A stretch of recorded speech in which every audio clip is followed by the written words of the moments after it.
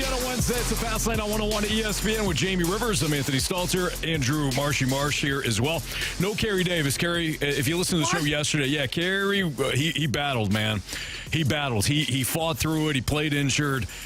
Couldn't do it again today. He was losing his voice 2 days ago. I was shocked that he came in yesterday, but fortunately for Carey and us as a show, he's able to rest today. Jamie for the first 2 hours, Danny Mack in for the final two when Jamie goes over to the rink for Edmonton and the Blues tonight for Bally Sports Midwest. So let's dive into last night's game. There's a lot to kind of break down, Jamie. I thought, though, that I thought they were sloppy. I thought if you just want to talk about a puck possession, just the puck possession, I thought it was terrible. I don't have an eye for it like you do, but I didn't think they won many puck battles. I didn't think they won on the boards. I didn't think their passes were crisp. I didn't think a lot of their decision-making was good. I thought it was a mess last night. What did you say? Well, I didn't see it as a mess. I'll give you this. The first period wasn't pretty. You get out there and you're down by 2 early. You managed to have a bit of a response, and I think that's what you're looking for. You wanted a response there, and you narrowed the gap to 1 goal. And then, of course, Winnipeg gets up again off of a sloppy play in the neutral zone. But it's unfortunate, too. So on the third goal for Kyle Connor, when they make the drop pass, I think it's Kasperi Kapanen makes a pass backwards. He really doesn't know that the defensive god changed at that point. Mm-hmm. So he's moving the puck backwards. Now, ideally, in that situation, you want to move the puck into the offensive zone, regardless of who's on the ice or who's changing or whatever the situation is. So that was a tough one there. That puts them up 3-1. But I did feel like there was a good amount of pushback in the second period, because if you look at the shots on goal, going into the second period, the Blues were behind by quite a bit. And then you look at the second period, and out of nowhere, I remember, John Kelly and I looking up and going, wow, quietly we've managed to not just catch up, but pass them. We were 5-6 shots ahead of the Jets at that point. Mm-hmm. So you did have a good amount of pushback. Now, the problem is you couldn't find the back of the net. You just didn't have any. You just didn't have any offensive presence apart from, Brandon Saad going, bar down on that 1 goal, which was nice to see them reunited. That's one thing that Drew Bannister has done very well over the course of his time here is in-game adjustments. But overall, you can't fall behind in these games. That seems to be the common theme, is that the first period, it takes a while for this team to warm up.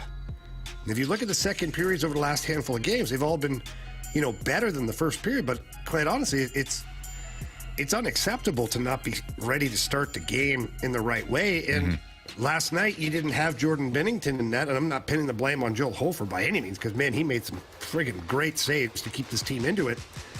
But you've been, to your point yesterday, Anthony, you've been heavily reliant upon good goaltending. Yeah. And in the games that you've won in a very similar situation as last night, Jordan Binnington was able to keep it at 1 goal or better after the first period while you found your game legs. And that, to me, is the biggest problem I'm seeing. The execution and the turnovers and the sloppiness, all of that, to me, is a result of chasing the game. Yeah. And so when I see the team start poorly like that, that's a bigger issue for me. Jamie, what did you think of the first line last night? That was a big question after, the Detroit game where, of course, Thomas, Kyrou, they get sat, and then they come out and play last night. What did you think of that first line? Well, let me ask you guys this. Let me reverse it right back to you. What did you guys think of the first line? Because I have an opinion, obviously, but I'm always curious to see what other people see in this game, whether it's the same as me or if they saw something different. What did you guys think of the response from the first line? I didn't think they were the best line out on the ice. I thought your bottom 6 was probably better than them. I think there was a few moments in that game where defensively in their own zone, they were hemmed into their own zone, especially in that third period. That's a point in the game where you expect that line to, regardless of how they're playing throughout the game, to step up. And I thought they were spending too much time in their own zone in the third period. I thought the whole I thought there was just it was way too choppy. The passing was way too choppy. The decision making was not crisp. Who was it that fired? What was it, Kapanen who fired it across the ice there and got it picked off? There was just too much of that. Perunovic not strong enough on the boards. There was no, how many opportunities did either a defenseman or forward have an opportunity to just lift the stick up, get a body on somebody, and it just didn't happen. Jamie, the way you phrased it, I thought was perfect. They were chasing the game. They were almost behind right away. It's like watching, a horse race, and one horse came screeching out of the freaking post, or the post position, and then the other horse is just trying to catch up the entire time. And it didn't look smooth. I thought Hofer made some really good saves at times. There was also some, opportunity. I thought, honestly, it could have been a 5-2 game, quite frankly.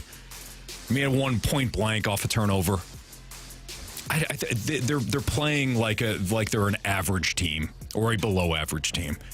And I maintain that if they don't get outstanding goaltending in the first 10 minutes of a game, you're susceptible to losing.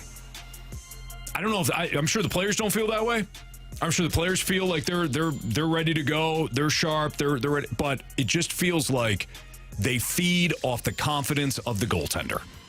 And if they get down 1-0, it's almost like it's too big of a hill to climb, and it's very frustrating as a fan. Yeah, I can see that.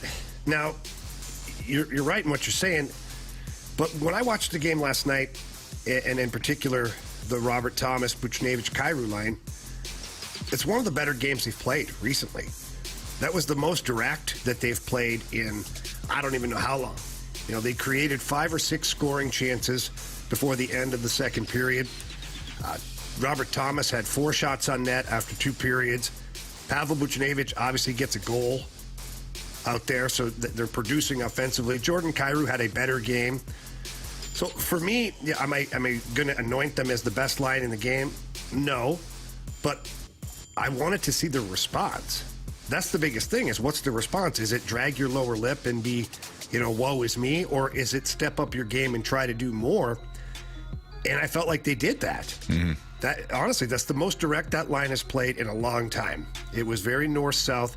Did they get a little bit adventurous in the third period? And because they're chasing the game. Yeah. So now you're trying to make something out of nothing out there, and that's when you find yourself to be in trouble.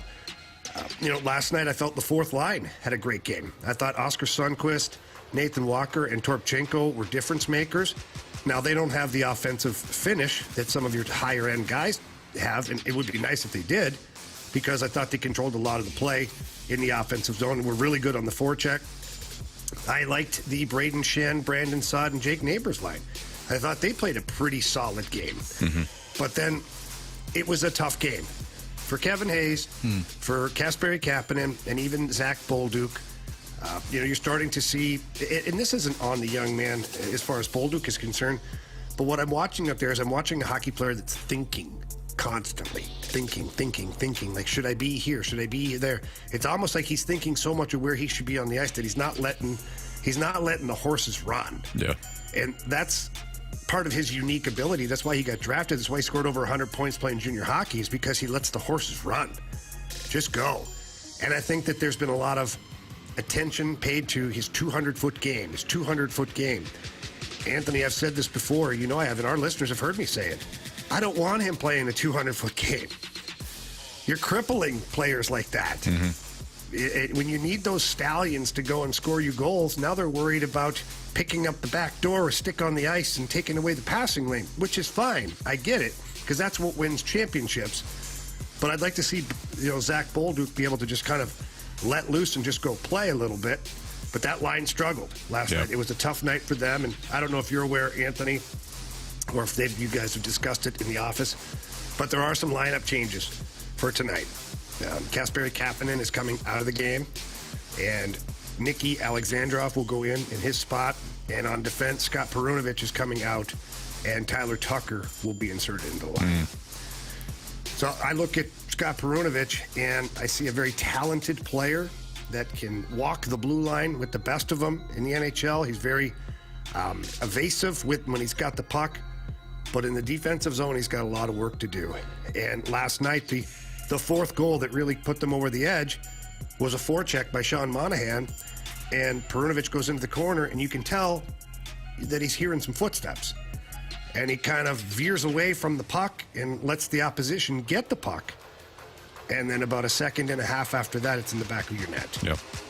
It just can't happen. You've got to make sure at that point that, one, you're getting in front of that guy and you're getting to the puck first, or you're getting to the puck and you're just eating it. Take the hit along the wall and then wait for teammates to come and help you.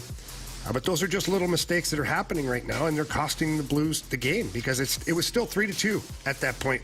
The game was well in reach. Right. When you make it 4-2 against a Winnipeg Jets team that's pretty stingy, that makes it pretty difficult. Jamie, I'm just curious. Obviously, the game, it was 4-2 at this point, but you mentioned it on the broadcast, the shift length of that top unit when it was 6-on-5. They were out there for like over 3 minutes. What were your thoughts on that? Did you think maybe they should have changed things up? Well, yeah, I'm not a fan of it, but this is a direct result of your roster at this point. You know, there was a couple whistles in there, so they managed to get a little bit of a breather, but you've got your 6 best guys on the ice, and you're playing them 3.5 minutes at the end of the game. Well, how much juice can they possibly have at the end of it? No matter how many whistles there are, you don't get a true break. But this is a direct indication of your roster, because that just shows that the coaching staff looked at their bench and said, yeah, we're better off with tired guys than what we have here. Yeah. Not great. I think, to me, that tells a bigger story. Well, the Blues have another shot tonight. They'll take on the Edmonton Oilers at 7:30. So we'll have a 6:30 pregame for you right here on 101 ESPN. Again, Blues turnaround is quick. They play back-to-back nights after falling last night to Winnipeg. They're not the only local team to fall. The Cardinals just fell to the Mets in Miles Mikolas' spring training debut. We'll tell you how he did and get into some other Cardinals-related topics next on 101 ESPN.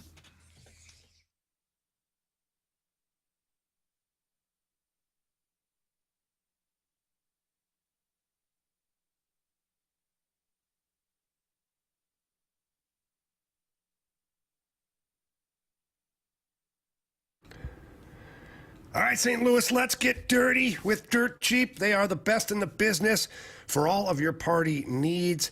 They have a huge selection of beer, wine, spirits, and at Dirt Cheap, they pride themselves on having that selection. And I've said this before, that the name Dirt Cheap is talking about the price, not the product. Dirt Cheap has a ton of high-end spirits for you. I know myself, being a bourbon guy, they've got the Elijah Craigs, they've got the Angel's Envy, they've got Blanton's, they've got anything that anyone else has, but they have it at a better price. And that's the key with Dirt Cheap, is you want to get the best price. And whether it's a party that you're throwing or it's just a small get-together, Dirt Cheap is by far the perfect spot to do all of your shopping. And if you can't get to one of the locations, download the app. Get there online. Download the Dirt Cheap app, and on there you can find more savings. There's certain clubs you can sign up for. There's raffles that are coming up. And two of the best features of it are you can order your alcohol and pick it up at a location, curbside, or you can have it delivered to your home. So you can organize your whole party all day long via the Dirt Cheap app, have it sent to your house, and all you have to do is go home and enjoy the evening, and that's what Dirt Cheap cares about. So please stop by any of the locations. You're going to love the selection that they have. And please remember to have fun, but be careful out there.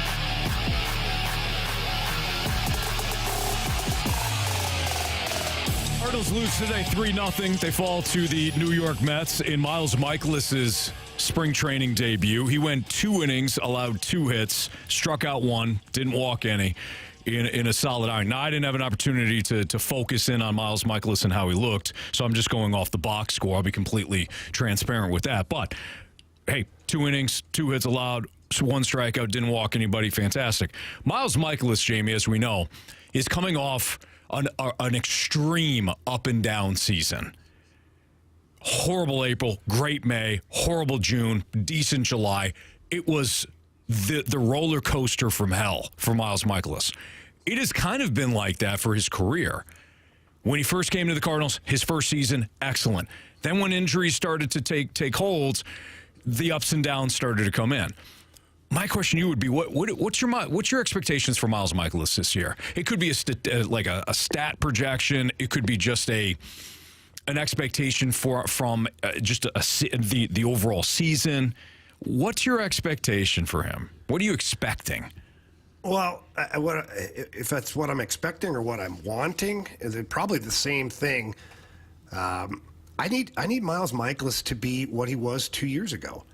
That's all. I don't need more. I don't need an ace out of Miles Mikolas, but I need to know that when I hand the ball to him every 5 days, that I don't have to hold my breath and wonder what kind of version I'm getting of Miles Mikolas. Last year was, you said it best, Anthony, it was a roller coaster. It was crazy. It was all over the place for Miles Mikolas. There are some games where he didn't get out of the second inning. Mm-hmm. And this is a guy that's prideful about being an innings muncher. Him and Adam Wainwright, they have a competition each year who can pitch more innings, which is great because you want that so that your bullpen isn't exhausted like it was last year. Mm-hmm.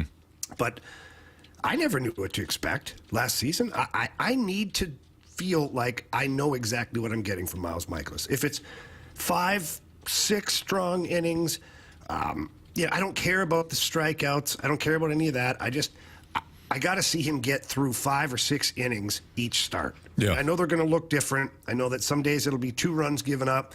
Some days it'll be 4 runs given up because that's just the way it is when you're a guy that pitches to contact. Sometimes the contact can hurt you. Mm-hmm. But I need to know that when he gets the ball, I'm pretty sure what I'm getting out of him. Yes, last season, 201 a third innings. The year prior, 202 and a third innings. The innings were not the issue last year. Like you said, innings eater. The fact that he allowed 226 hits, which was a career high, that was an issue. The extreme lows mixed in with the extreme good starts, that was an issue. A whip of 1.3, completely unacceptable. He cannot be knocking on the door of a 4.8 ERA if the Cardinals are going to have success this year. I don't expect him to have a 3.29 ERA like he had 2 years ago. Certainly would be nice. But even sub 4.5 would be okay. He's got to get into that 180 to 200 innings range. He's got to be available. He's got to keep the walks down. And he can't allow 200 and some odd hits. Other than that, what else are you? What? This is why I'm asking realistically. What are you expecting? I'm expecting a more even performance out of Miles Mikolas from April through hopefully October, or through September in the regular season, because last year was so extreme, so odd. It was almost as if you were watching somebody that was slightly unlucky, but also was probably pitching over his skis in the month of May. I think we're going to get a more even performance out of Mikolas because last year was so extreme. Yeah, but here's what you need from Miles Mikolas, Anthony. He has to be your number 2 starter. I mean, he has to be. Look at your rotation right now. You got Sonny Gray, who's at the top of the hill, and then you have Miles Mikolas, Lance Lynn, Kyle Gibson, and Steven Matz. Steven Matz to be determined. Hopefully he stays healthy and he's productive. Great. But Miles Mikolas, out of that group, would you agree or not agree that he has to be the number 2? He absolutely. Yeah, because you can't expect Lance Lynn. I mean, could Lance Lynn be your second best pitcher in the rotation? I don't think you have to squint very hard to say, yeah, I could see that. But if you're stating it like you just did, who do you expect to be the number 2 in that rotation? I agree, Jamie. It's Miles Mikolas.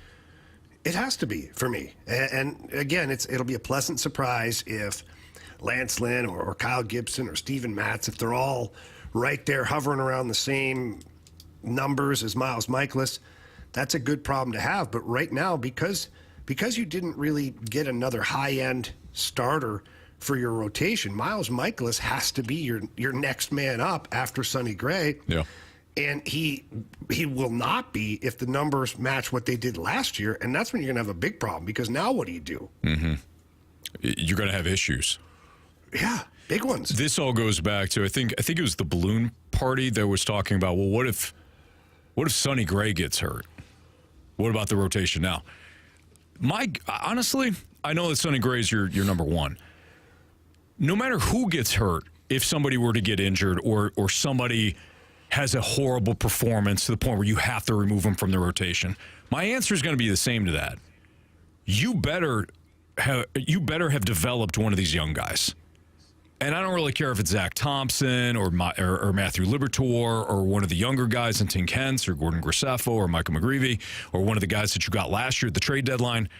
Jamie, if Miles Mikolas does not perform well or gets hurt, or Sonny Gray gets hurt, or whoever, Lance Lynn, Kyle Gibson, Steven Matz again, you better have an internal option that is ready to enter the rotation and not solidify it, but at least cement his role. Again, whether it's Zach Thompson or somebody else. There's not going to be a trade to be made that is going to be better than your internal options, in my opinion. This is not a year where you go to the John Lester, Jay Happ route. I know it worked out, but you did that because you were worried about breaking some of the young arms that you had in the minor league level. So you wanted a veteran to eat up, 2 veterans to eat up those innings. 2 guys that won't be around beyond that season. So they got Lester and Happ, and it worked out. You got on that winning streak, great. To me, it is not the time where you do that again. You have to start building a rotation that features guys that grew up in your minor league system or you just acquired and put in your minor league system. You have to have one eye in the future, in my opinion, when it comes to the rotation. Yeah, I agree. But who is it, right?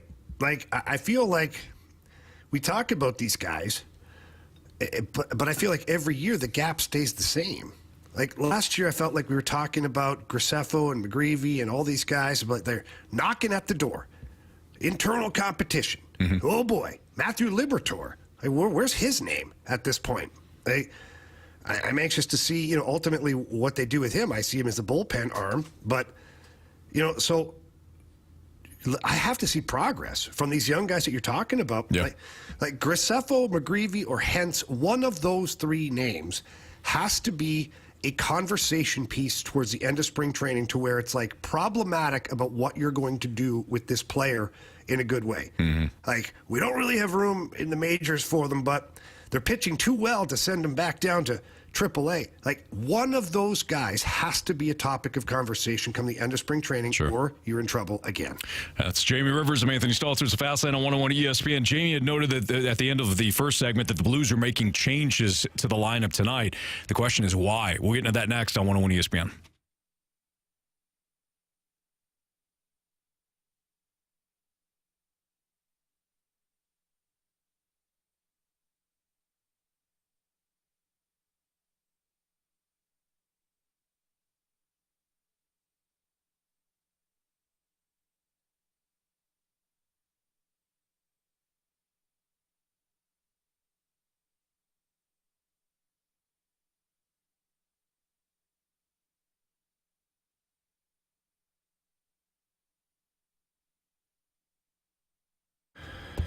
Anthony, you know that we talk about the NBA all the time, and although I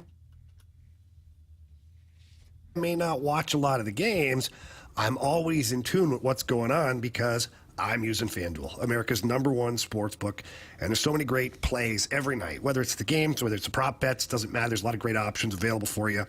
And if you're a new customer right now to FanDuel, Get over there, register, sign up, and you get $150 in bonus bets with any winning $5 bet. So it's pretty simple. $150 if your bet wins. Yeah, how about last night? You got Dallas and Cleveland hits the game-winning buzzer beater half court shot. It wasn't even half court; it was beyond half court. How about having the Cavs on the money line or Dallas, on the money line in that situation? You think, I'm going to get a well. Nope, I didn't get a win there. But the ups and downs is part of the fun when you use FanDuel, and you could bet your favorite NBA players or teams. They got quick bets, they got live same-game parlays, exclusive prop plays, and much more. But you do have to get signed up. Just visit FanDuel.com/fast. Again, FanDuel.com/fast, and then you could shoot your shot with FanDuel, official sportsbook partner of the NBA. Must be 21 or older and present in Illinois. First online real money wager, only $10 first deposit required. Bonus this year is non-withdrawable bonus bets that expire 7 days after receipt. See terms at sportsbook.fanduel.com. Gambling problem, call 1-800-GAMBLER.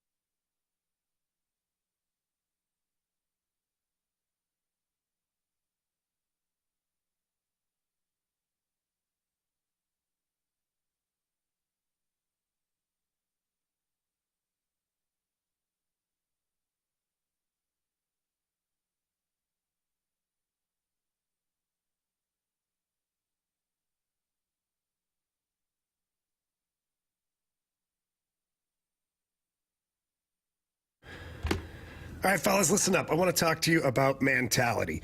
And oddly enough, last night I had a discussion with some people here up in Canada. Some old friends of mine said, hey, you look like you're in pretty good shape and you're feeling good and all this stuff. And I said, yeah, I feel incredible. And it's thanks to this company called Mentality. And I described everything to them, talked about visiting and talking to their board certified physicians, and then the full blood panel and just the program that they put me on and how much it's helped me and my energy levels and just everything overall.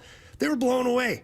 They couldn't believe what an amazing service it was. They wish they were in St. Louis, which is crazy enough, but you are in St. Louis right now if you're listening. Get over to Mentality. My guy Anthony, he got over there right after I did, and we've both seen massive changes. Jamie, isn't it amazing that everything starts to fall into place after going to Mentality, after getting on their program?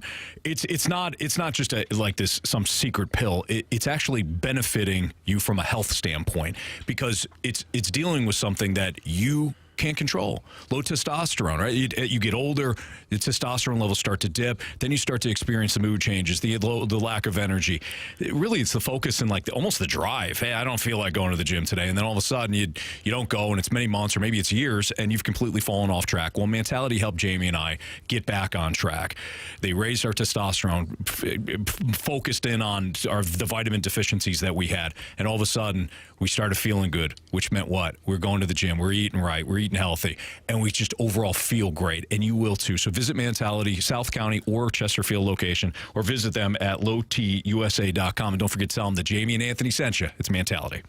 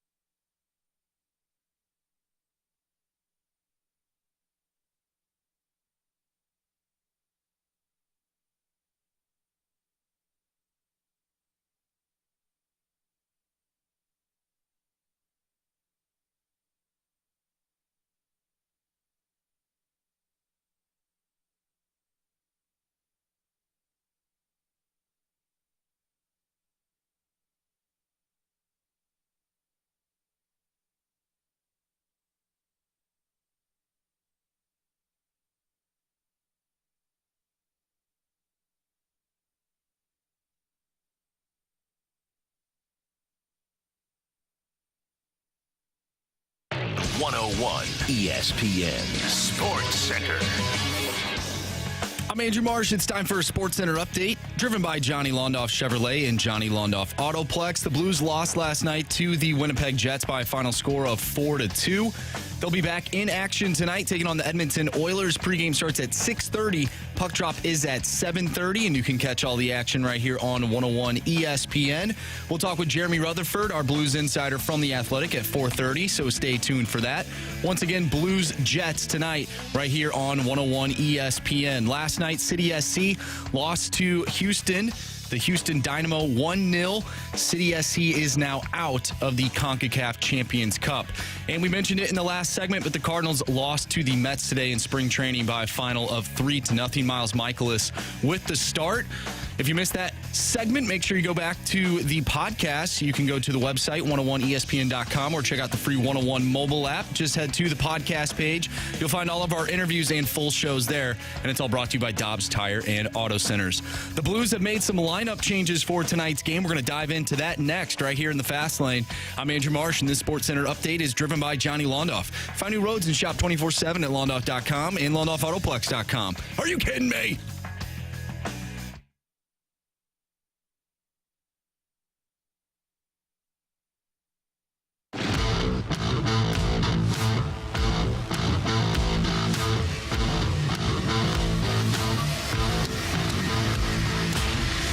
Jamie mentioned this at the end of our first segment today, that the Blues are going to make some changes ahead of tonight's game against the Edmonton Oilers. And Jamie, for those that missed it, why don't you go ahead and run down that again before we get into the other question, which is kind of important here. Yeah, so tonight the Blues are inserting Nikita Alexandrov back into the lineup, and Kasperi Kapanen will be sitting out, and Scott Perunovich coming out of the lineup for Tyler Tucker. So those are the changes tonight. Two changes, and Jordan Bennington will be your starter. There you go. All right, so Jamie, the important question is why now? So and I know Jamie, that you, even though you're around the team a lot, you still, it's not like you're a part of the coaching meetings and things like that. So the best of your ability, why do you think that Drew Bannister is making these changes? Well, in the one instance, when it comes to Kasperi Kapanen, let's just go back a couple of games here now. He's kind of taken away ice time 2 games in a row. He demoted him down a line, then benched him for an entire third period, and then last game, unfortunately for Kasperi Kapanen, he's -3 in that game. He only played 9 minutes and 22 seconds. He ended up -3 with no shots on goal and 1 hit. So I'm sure Drew Bannister's looking at that going, I need more.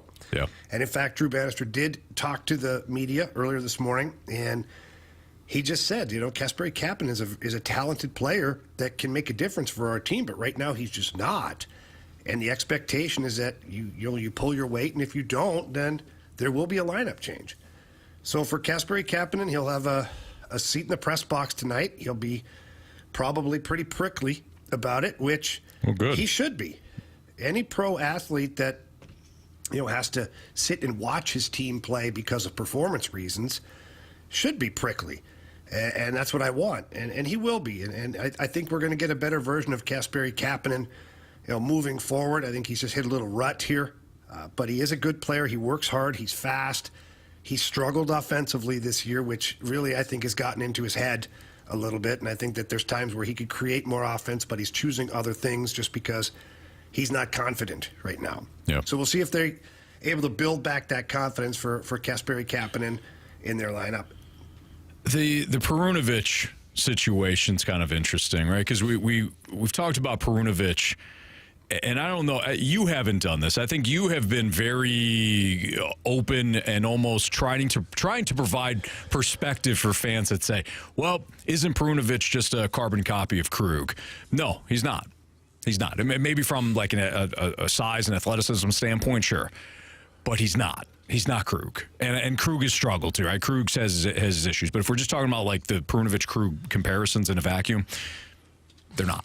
Not the same player. What now for Perunovich? You're being taken out of the lineup.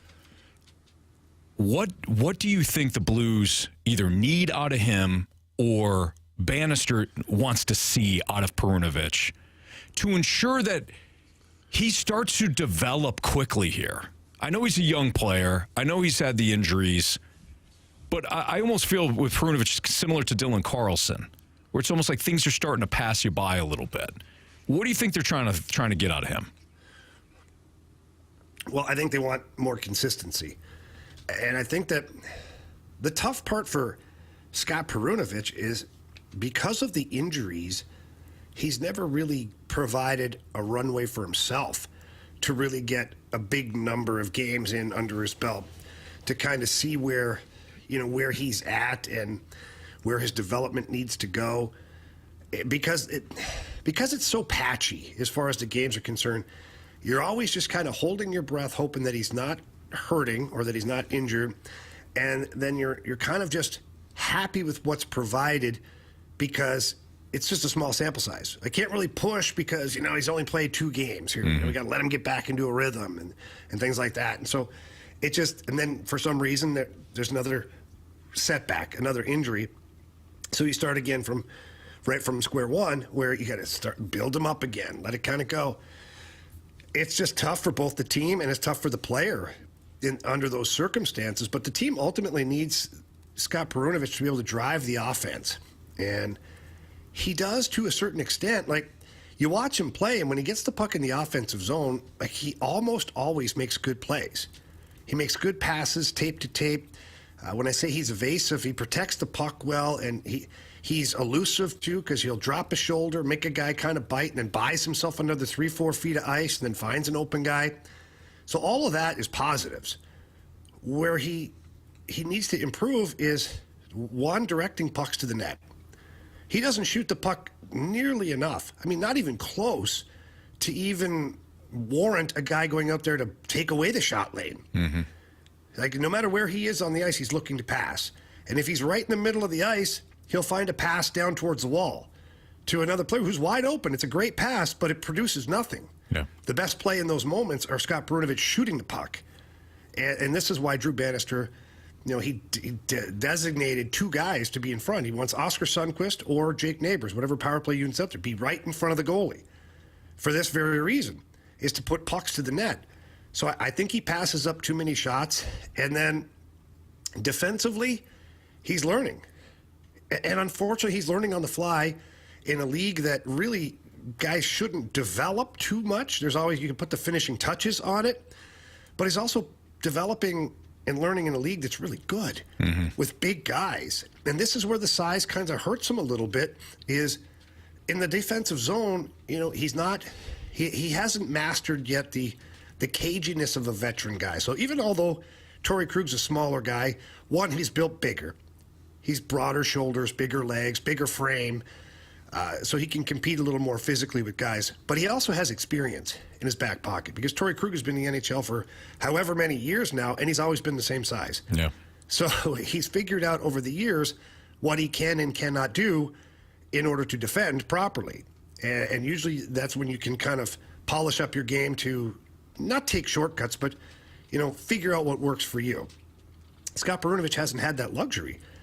He's been in the NHL for a couple of minutes, basically, because of his injury situation. And defensively, he's not big. So battling guys or boxing out in front, all of this stuff is very, very difficult for a smaller guy. Yeah. And especially a smaller guy who doesn't have the experience or the caginess to think of ways to do it, or tricks of the trade to get an advantage out there. And I think that right now that's really hurting him in the defensive zone. And the Blues can't afford to be giving up 1 goal a game to where there's a situation that could have been defended. Right. Blues play again tonight. They'll be in Edmonton, 7:30. The puck will drop. That'll be on TNT tonight. You'll, of course, hear it on 101 ESPN and the Blues Radio Network. Pre-game starting at 6:30. Again, right here on the Blues Radio Network, 101 ESPN. We have what's trending next in the Fast Lane.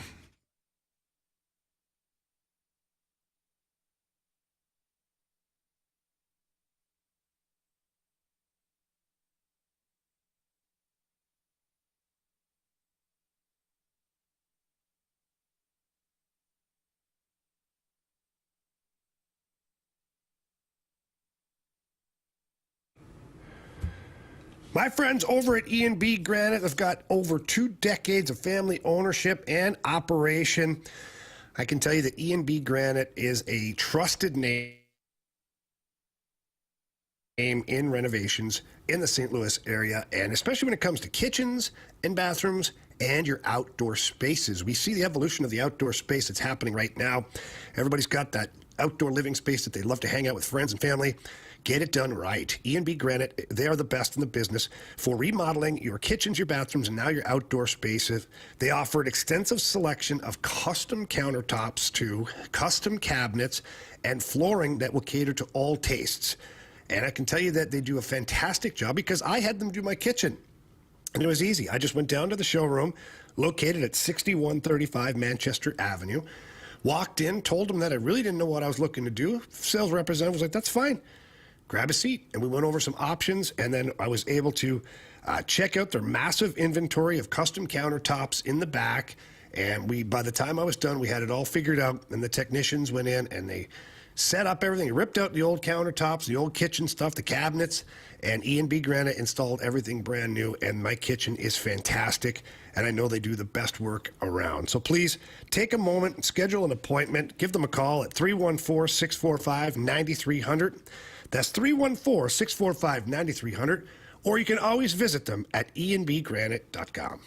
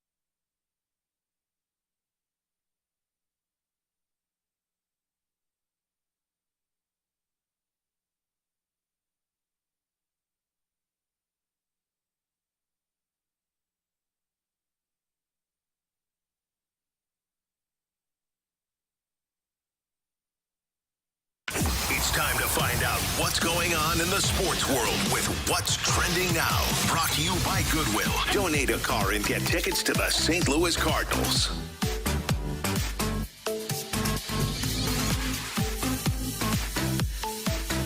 Welcome back to the Fast Line here on 101 ESPN with Anthony Stalter and Jamie Rivers. I'm Andrew Marsh, and it's time for What's Trending.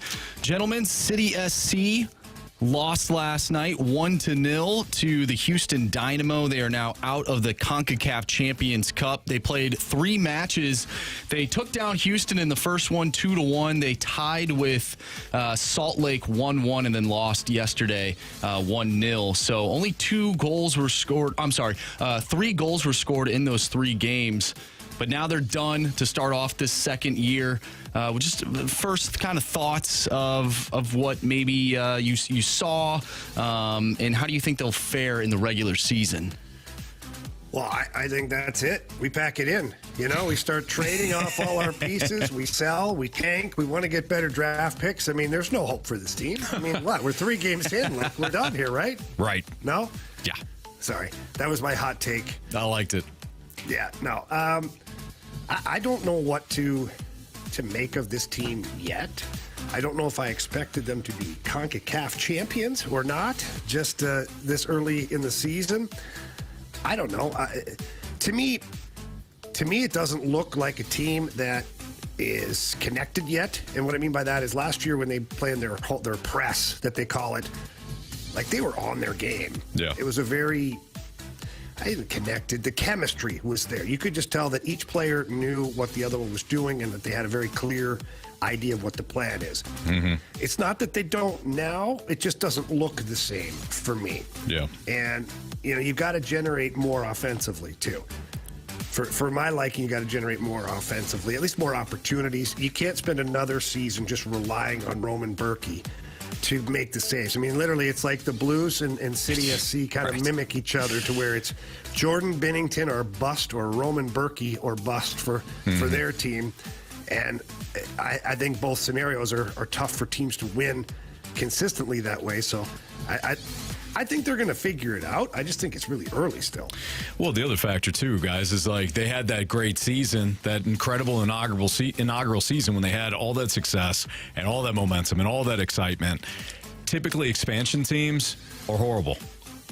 And you look for little victories along the way. And I know, I realize that there have been other franchises in the MLS, other expansion teams in the MLS that had success in their first year. Okay, I'm not saying it never happens. I'm saying it's rare that you watch a season like City just had in their first season.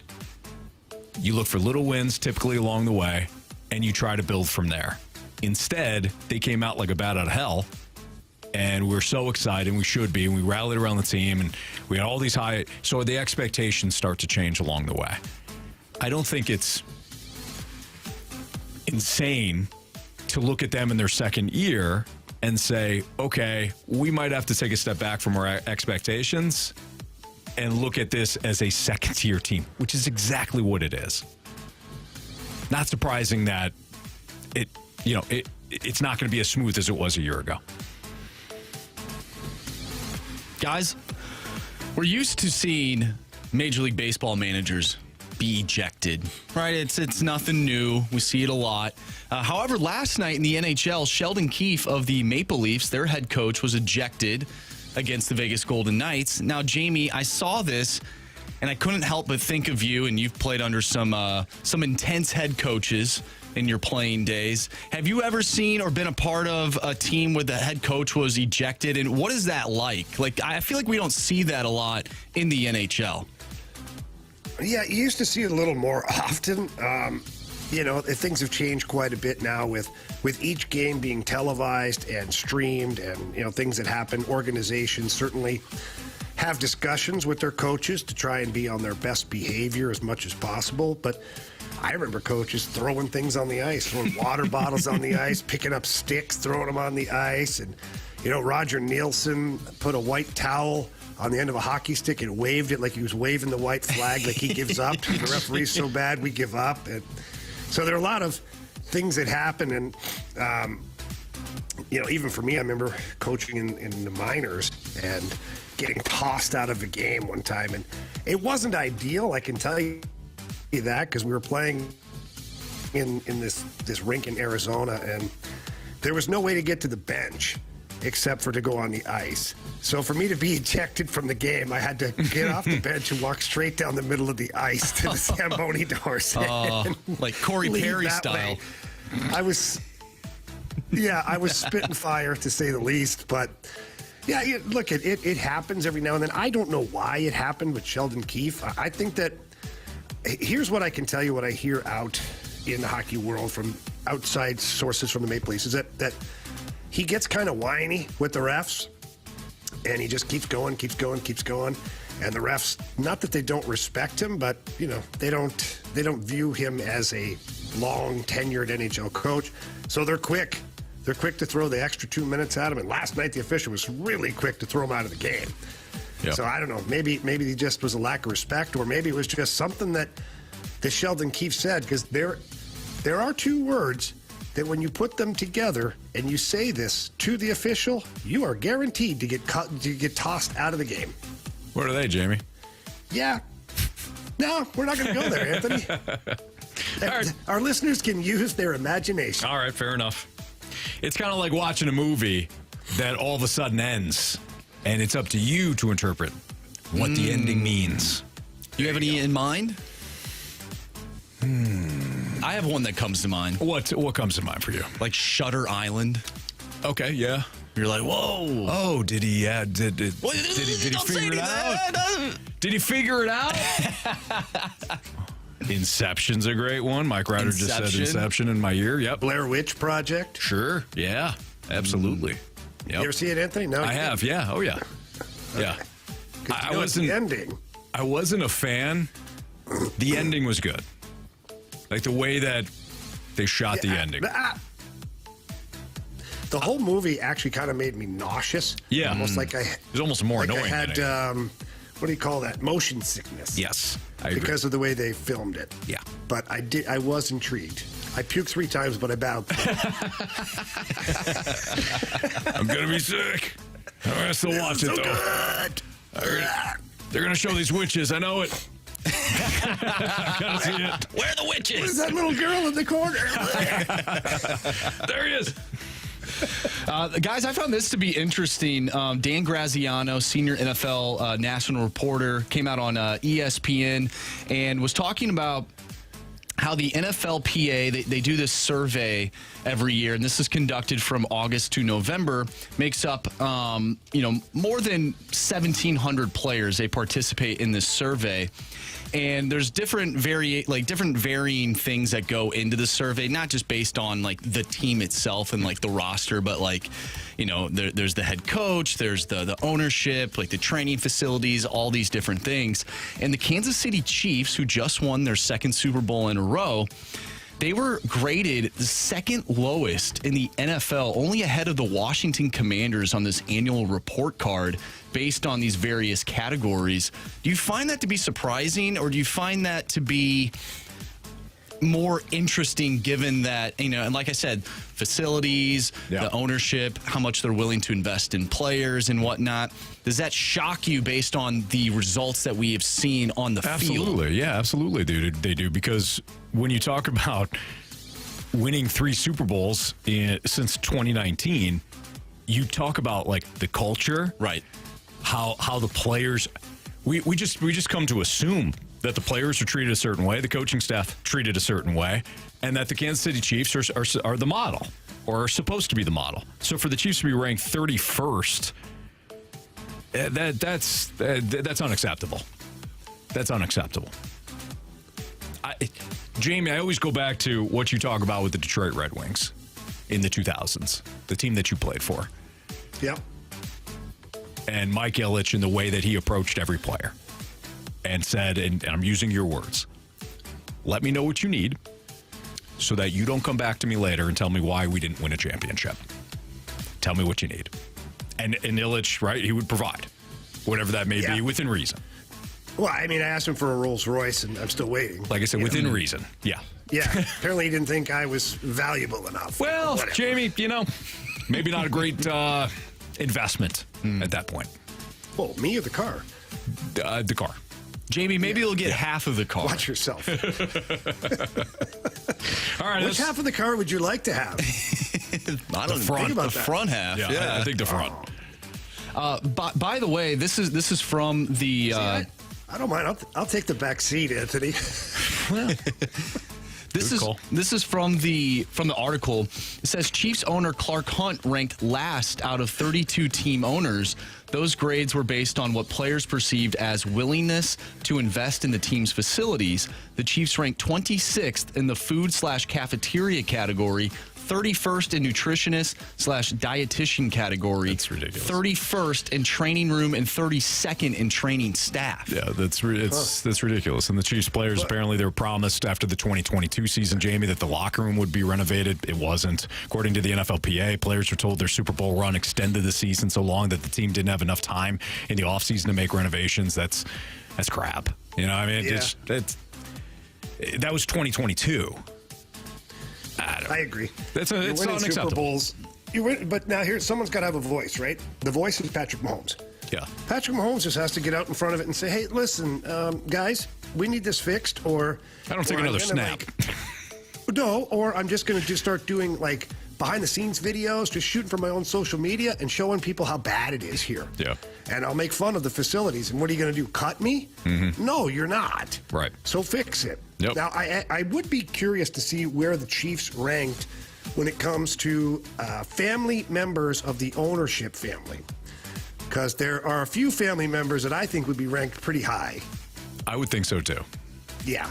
Like they're really good individuals. They seem really nice. They care. They're smart. Yeah.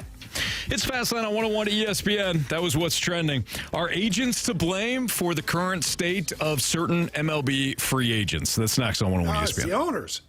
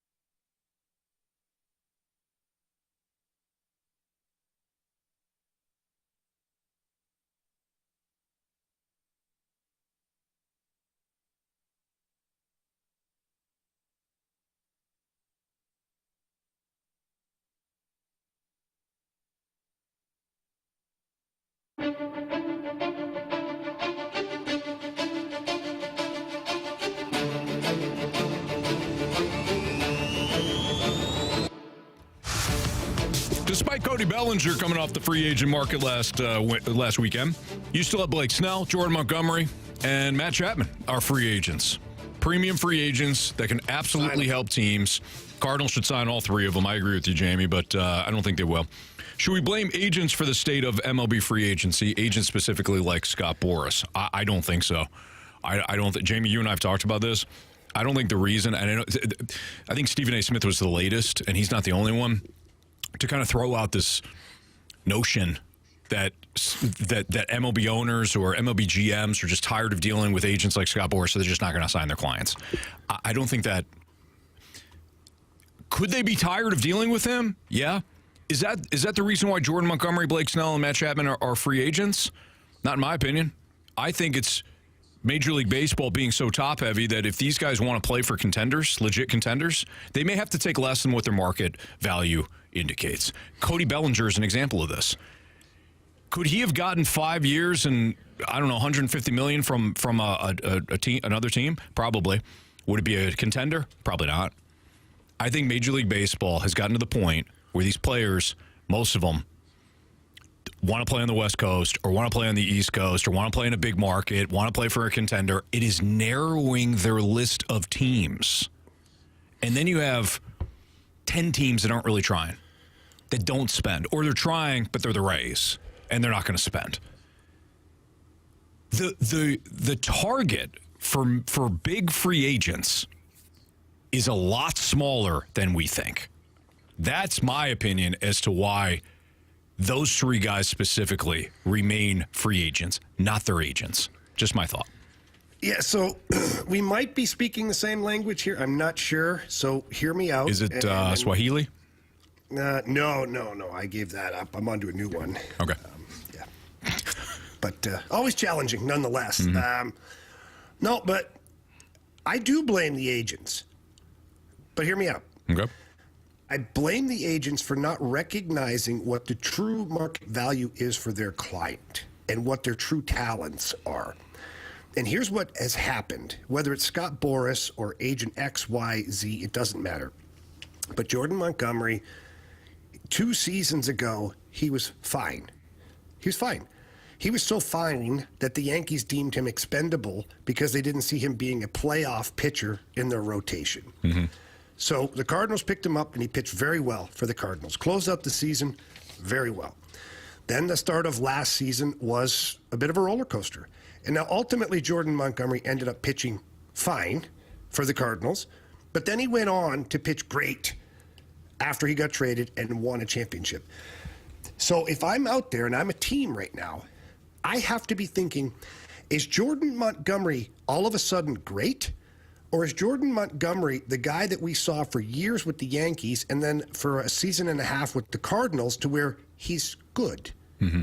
Because if I think he's great, then I'm going to pay him that money. And he's going to be one of the first pitchers off the board because he's great. And our talent evaluators and every other team thinks he is great. Yeah. He is obviously not viewed as a great pitcher. And so what happened is that his agent priced him into great pitcher market. Mm-hmm. Well, what happened to those great pitchers? They were scooped up right away, the ones who truly fit the bill, at least according to those teams are telling us. This is not my scouting report. Yeah. The teams, the top-heavy teams, the teams that can afford players like Jordan Montgomery and these guys, Blake Snell's, those teams didn't deem Jordan Montgomery or Blake Snell great. They viewed them as good, but they're asking for great money. So therefore, that's why they're still sitting at home, is their agents have made the mistake of sample sizing little bits and pieces, and now putting that out there of like, these guys are great. They're not. Blake Snell doesn't pitch past the 5th inning. Everybody knows it. Yeah. Everybody knows it. And it's just a matter of time before that blows up. So you want to be married to a Blake Snell deal to where it's, let's say it's 6, 7, 8 years or whatever the hell he's looking for, and he can only pitch 5 innings now? What's he going to look like in 3 years? Yeah, 3 innings. Maybe, right?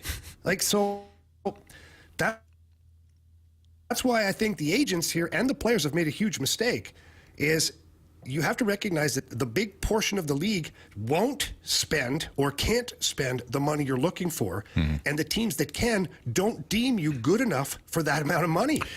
So that's where the miss is. Right. Let's expand that, Jamie, because I think it's a really, really good point.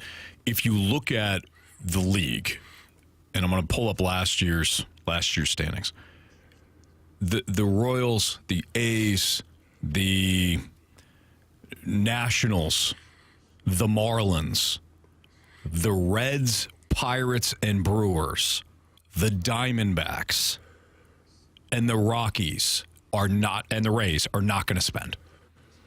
The same goes, and I completely skipped over the Central. The Twins, the Guardians, they're not going to spend. I don't know how many teams I just threw out there, at least 8. They're not going to spend. Okay, so push those aside now. Then you have these mid-market teams like the Cardinals, who kind of get caught in between. We can pay for certain guys, but we're probably not going to add a ton of money when we've got Arenado's contract and Goldschmidt's contract and Contreras' contracts all in our books. It's not the same level of the Phillies or the Braves or the Dodgers, but for the Cardinals, they're not going to spend, 75 to over 100 million on five guys. They're just not. There are other teams like that in Major League Baseball. The Mariners are one of those teams. I think the Red Sox right now are one of those teams. They've been a big spender before. The Orioles aren't going to shell out. They may spend a little bit, Jamie, to protect their own guys, keep their guys in-house, but we're not talking about teams that are going to shell out. Okay, so now you can eliminate those teams. Now let's get to the ones that you were talking about, Jamie. The Phillies have already shelled out a bunch of money. The Dodgers have already shelled out a bunch of money. The Padres have already shelled out a bunch of money. The Mets learn from their mistakes. They're not going to shell out a bunch of money, at least right now. Braves, same deal. Rangers won their World Series a year ago after shelling out a bunch of money. The Yankees have been more prudent. The Blue Jays have said, we're kind of tapped. What we have right now on the roster needs to win. Then you're Blake Snell or you're Jordan Montgomery, and you say, hey, I'm ready to pitch for you. And they're looking right back at you and say, hey, we've already got our team. We'll sign you, though, for 3 years, 100 mil or 120 mil. No? You think you're worth more? Okay, no problem. We'll go get it someplace else. That's the state of Major League Baseball right now. Mm-hmm. If you had a cap, it'd be a little different because you know then what teams have the cap space to spend. It doesn't guarantee they're going to spend it, though, Anthony. No, it doesn't. You have the cap floor that guarantees that they have to spend a certain amount, but even a cap team, look at the NHL, there's teams that are well below the cap, and they're not adding. No, right. Just because they have cap space. Yeah, go chase yourself. So, Arizona. Again, this is, no kidding. Again, this is on the players and the agent, both of them. Because what good reason is there that Jordan Montgomery should not have at least re-signed with Texas? Right.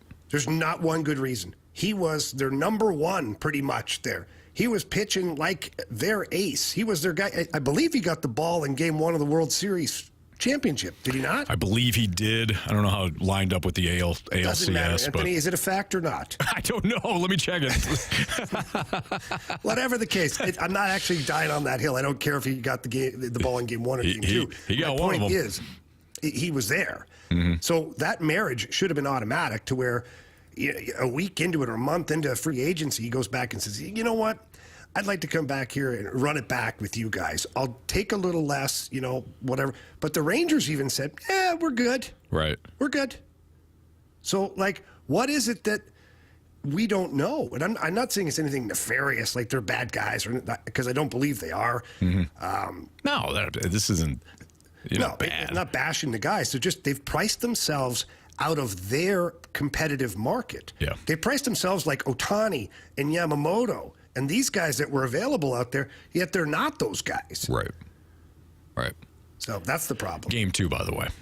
Yeah. Nathan Eovaldi got the ball Game 1. You're always right.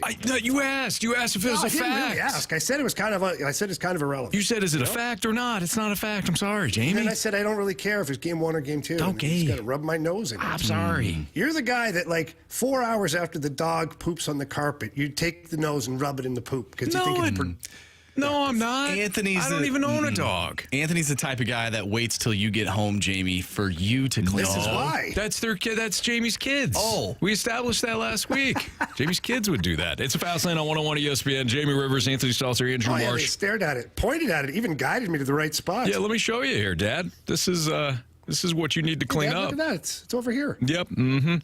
Yep. All right, let's dive back into the Blues.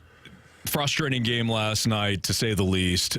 Want to talk about Zach Bolduc. Also, Marsh brought up this with Nick Leddy and his time off the ice and what happened, what transpired there. So we'll get into some of the Blues related topics from last night's game next on 101 ESPN.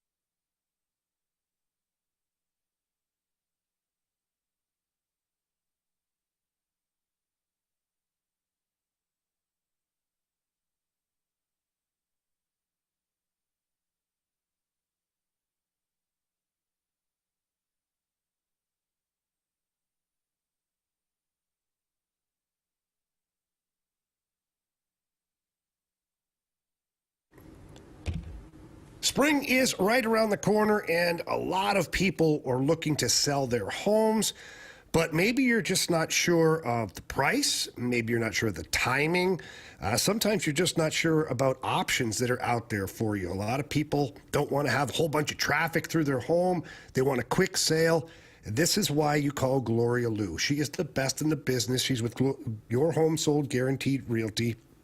And as far as options are concerned, my favorite is guaranteed sales. I mean, who wouldn't want a guaranteed sale? Well, Gloria Lou offers you that. She sits down with the home seller, and they figure out the sales price.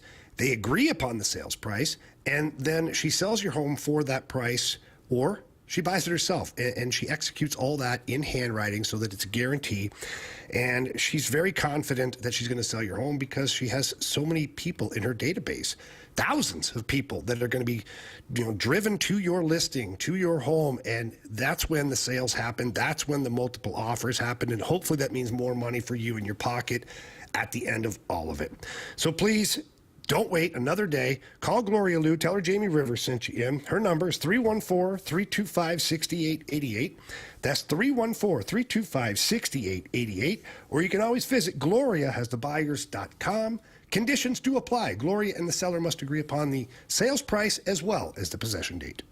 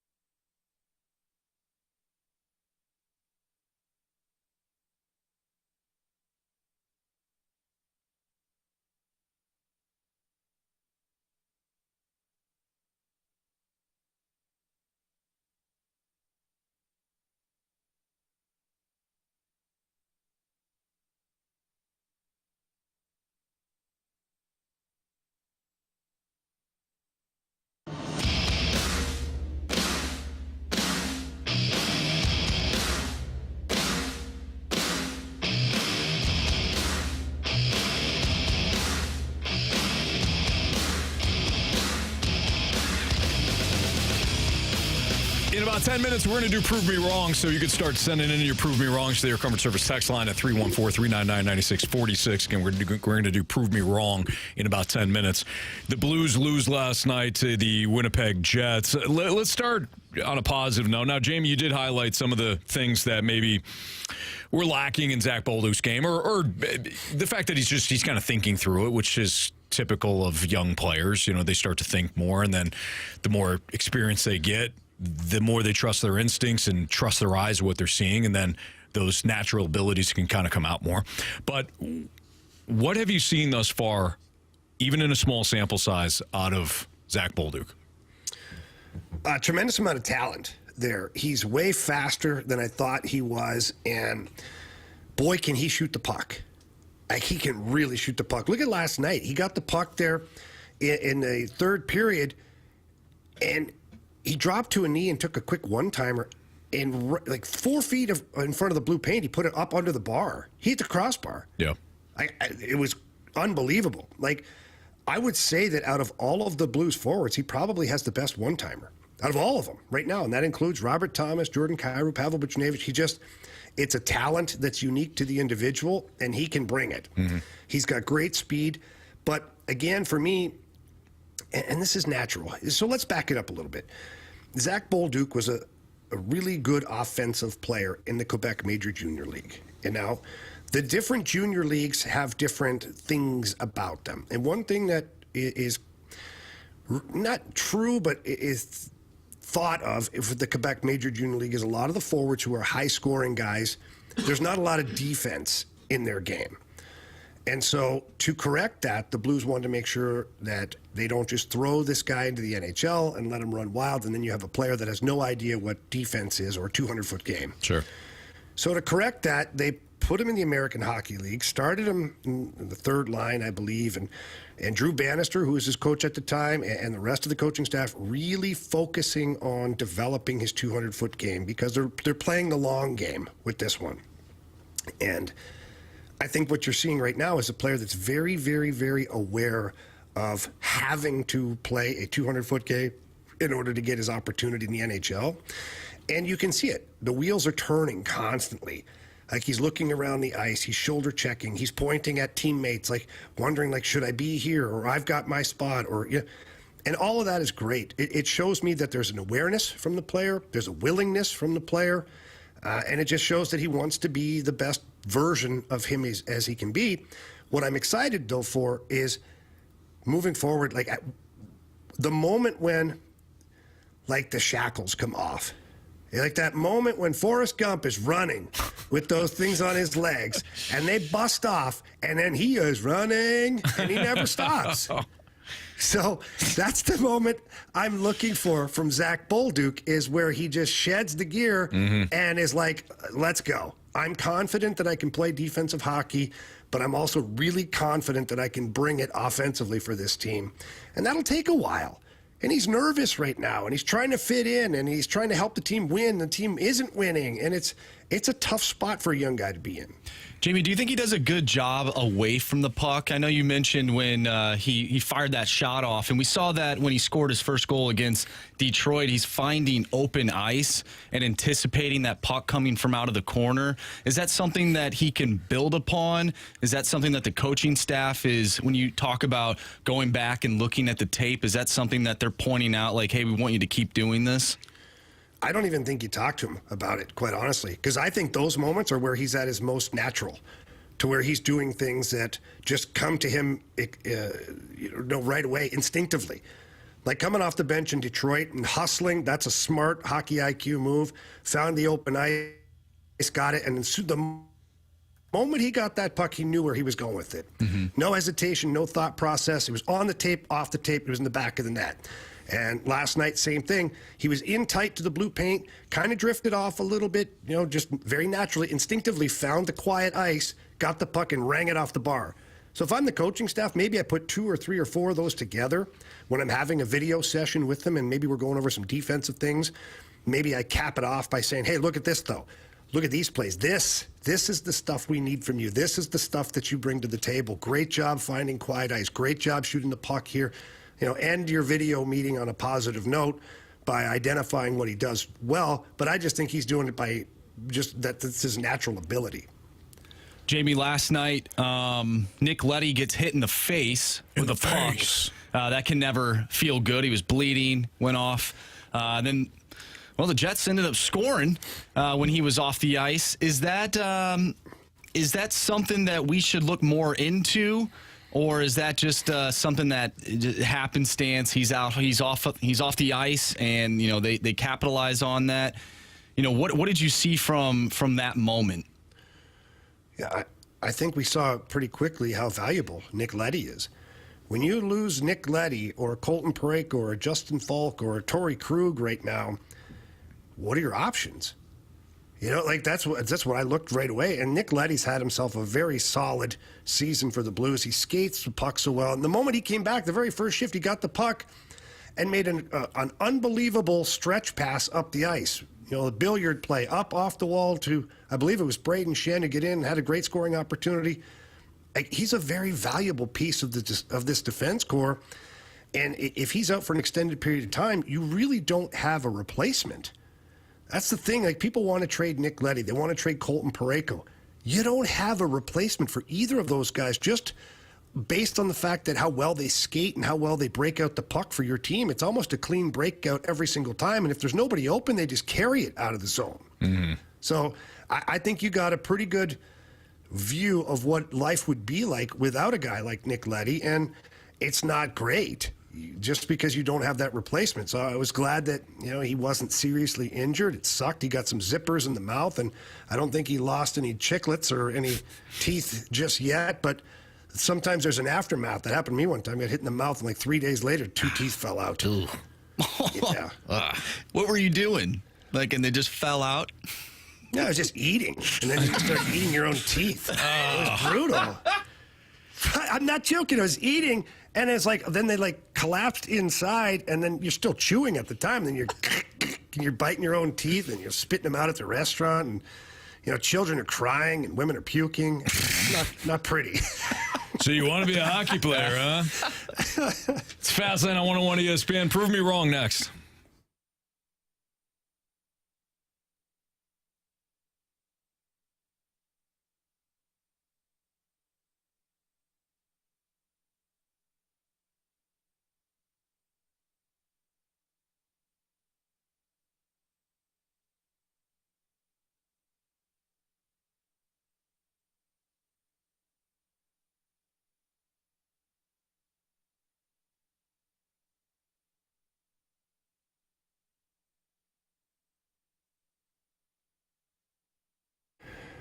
Spring is right around the corner, and what better way to celebrate the good weather than to accessorize your vehicle? And if you're going to do so, you absolutely have to use my friends over at Pure Performance. They're the best in the business, and they're also your one-stop shop for all aftermarket modifications. They're also known for their top quality work. If you're driving around, you see a vehicle out there that has incredible accessories, odds are Pure Performance is the one that did that to the vehicle. They have an amazing showroom. It's 25,000 square feet, and you walk in there, it's like an accessory playground. It's awesome. It is just awesome. But when you go by the facility, please make sure you ask for Shelby. Shelby is the sheriff over there, and you tell Shelby that Jamie Rivers sent you in. She's going to ask you about your vehicle, what you're looking to accomplish, and, of course, what your budget is. And at that point, Pure Performance, they want to maximize the amount of accessories and what you can do to your vehicle within your budget. The technicians are awesome. The moment your car goes to the back and they get to work on it, to the moment they come back, and when you go pick up your vehicle, it's awesome. It's like an unveiling. I remember getting my pickup truck, and I was like, oh my gosh, it looks so incredible. And I was so thankful to the technicians and to Shelby and everybody over at Pure Performance, because who doesn't like driving around in a sharp vehicle? And that's what Pure Performance can do for you. So please, you won't be sorry. Stop by the facility. But if you can't, they have a great website. Visit them online at pureperformance.com. That's pure, P-U-R, performance.com.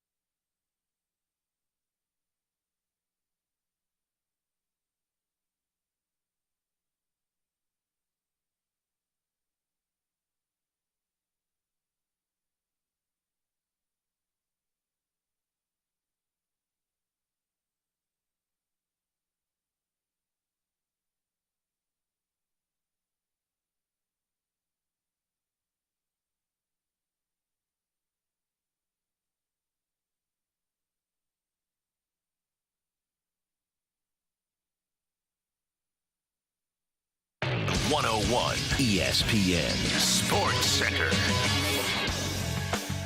I'm Andrew Marsh. It's time for a Sports Center update brought to you by Saliga Heating and Cooling. The Blues lost last night to the Winnipeg Jets by a final of 4-2. They'll take on the Edmonton Oilers tonight with the pregame starting at 6:30. Puck drop is at 7:30. Catch all the action right here on 101 ESPN.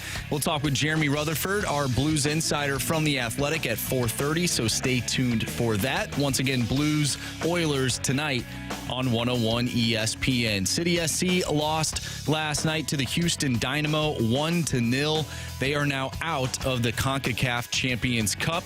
And the Cardinals lost today in spring training 3-0 to the New York Mets. We have Prove Me Wrong coming up next.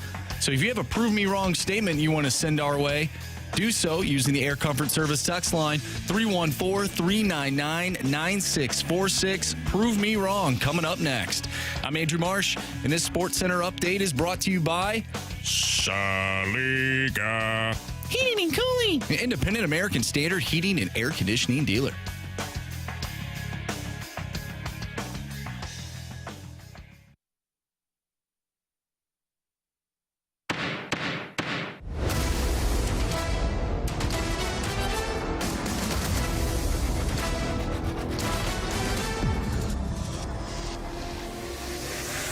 Prove me wrong, kids. Prove me wrong. All right, here we go. We are in the Honorable Judge Andrew Marsh's chambers here, or the courtroom, for Prove Me Wrong. This is where you throw out a statement, and Jamie and I need to defend the other side of it. Judge, take over. All right, gentlemen, from the 314, prove me wrong. For the Blues consistently having to sell at the deadline year after year, it is only pushing back the timeline of being a competitive club again because you're trading away your best players for draft picks that's going to take 3 to 4 years to even see the NHL team. I'll push back immediately on this. Selling year after year after year, they were only sellers last year.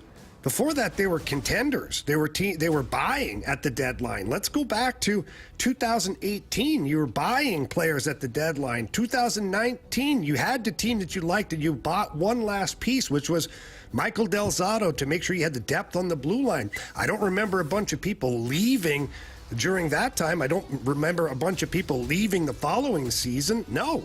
You were happy with your team. There's been 1 year in recent history, 1 year, where you were a seller, and it was last year because of obvious reasons. You had some contracts that you weren't able to extend or re-sign those players, and you wanted to get market value for those guys so that you could speed up this retool.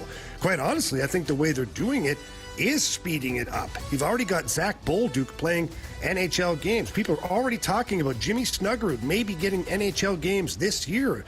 Dalibor Dvorsky will get NHL games next year. Look at Matthew Kessel this year, thrown into the fire, played great for your team. Joel Hofer in between the pipes. I don't think that is slowing down the development of this team, let alone the retool. So, unfortunately, I have to disagree strongly with that opinion. Good job, Jamie. Well done. On that Canadian Wi-Fi, too. Yeah. Unbelievable. Yeah, it's superior. From the 217. Probably frozen. Yeah. There's been moments. From the 217, prove me wrong. Yamamoto is an overpaid 2 or 3 starter. I happen to think that the Dodgers know a thing or two about acquiring talent that will pan out. Mookie Betts, Freddie Freeman. If you want to go back in time here for just smaller deals like Justin Turner or Max Muncy, who did not grow up in the Dodgers organization. If Yamamoto was signed by the A's, then we can say, you know what? You probably misfired on this one. But when the Dodgers do it with their scouting, they pay their scouting staff more than any in Major League Baseball. Their scouting staff is incredibly deep, by the way. I think they did their homework on this. They don't typically just throw money around like the old Yankees, or we've even seen some of the previous Red Sox teams do. The Dodgers are calculated when they bring in talent like this.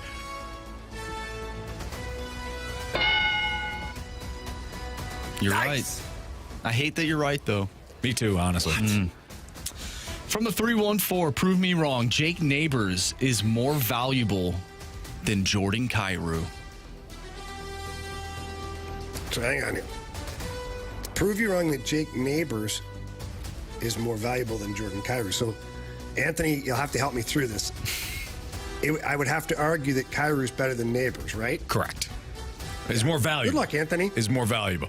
Well, when you're talking about Jordan Kyrou, first and foremost, I don't remember how many fastest man at the NHL All-Star Game awards that Jake Neighbors has won.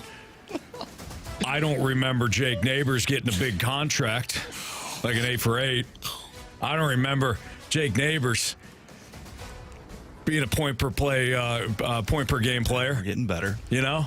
I don't remember Jake Neighbors doing what Jordan 37 Kyrou goals, does. Anthony. 37 goals. I don't remember last time Jake Neighbors scored 37 goals at the NHL level.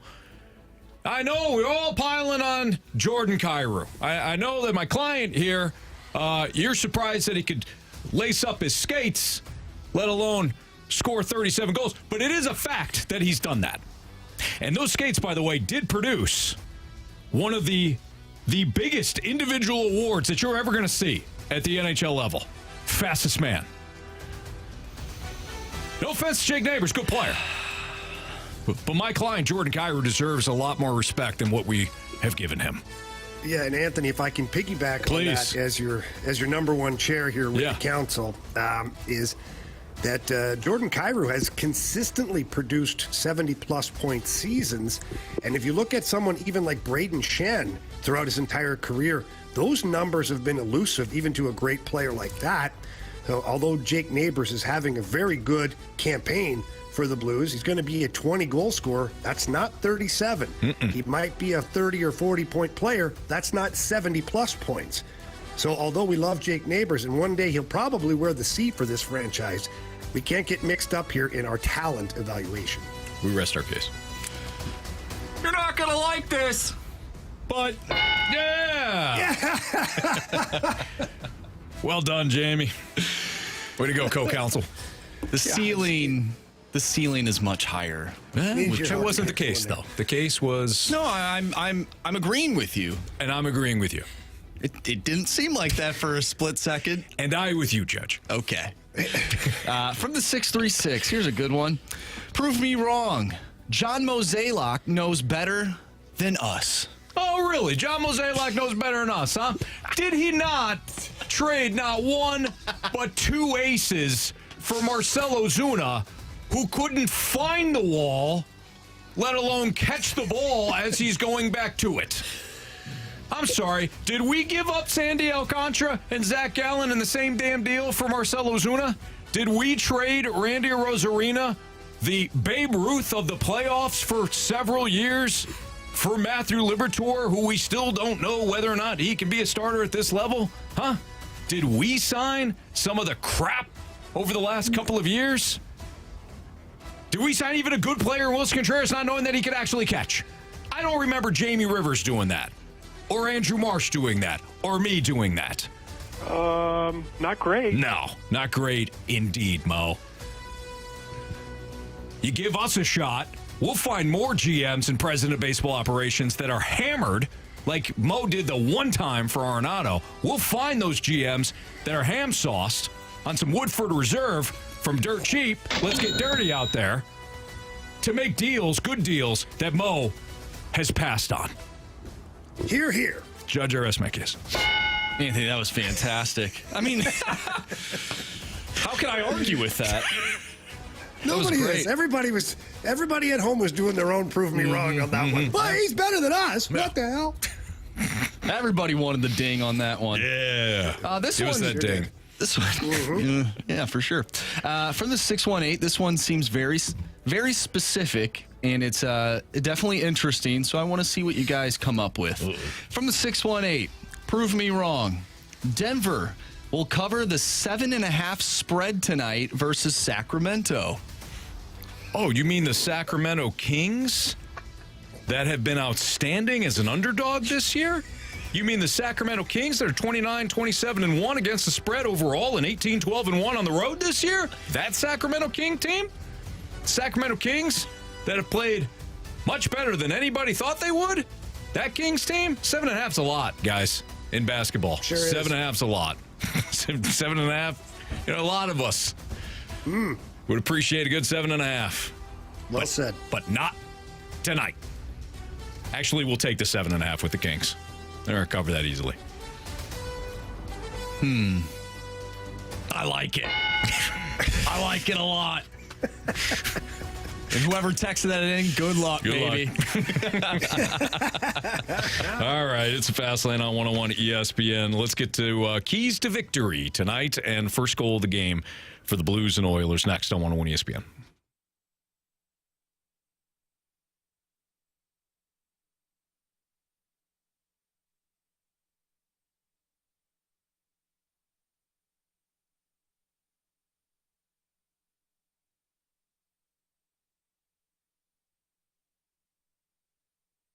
Bearmere Glass and Door, simply the finest when it comes to mirrors, glass, and shower doors.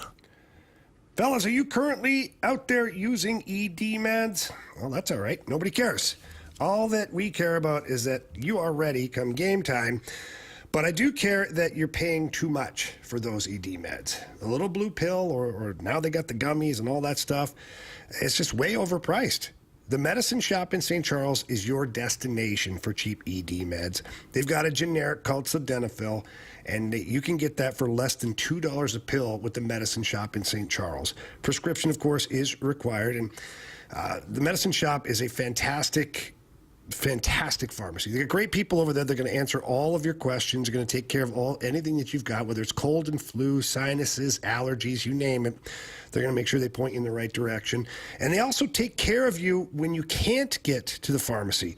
They have free discreet shipping and delivery to your home or your workplace of any medicines that you take on a regular basis. So if you're, let's say, in Edmonton, Alberta, in Canada, and you can't get to the pharmacy right now, don't worry, the pharmacy can get to you. They deliver that to your home, they drop that off, and it's perfect, and it's awesome for people with crazy schedules that just can't get in to see all the great people over there at the Medicine Shop. So please, again, stop by the facility. If not, at least visit them online at stcharles.pharmacy. That's stcharles.pharmacy.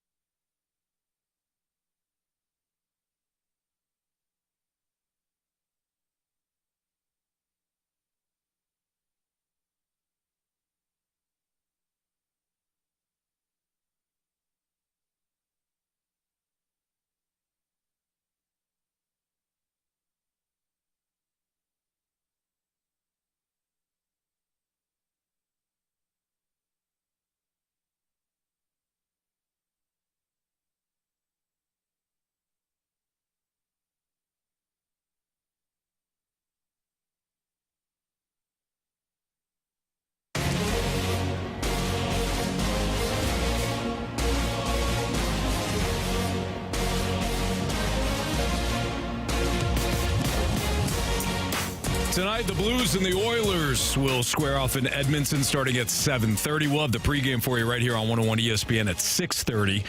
Jamie, keys to victory tonight. Keys to bouncing back for the Blues.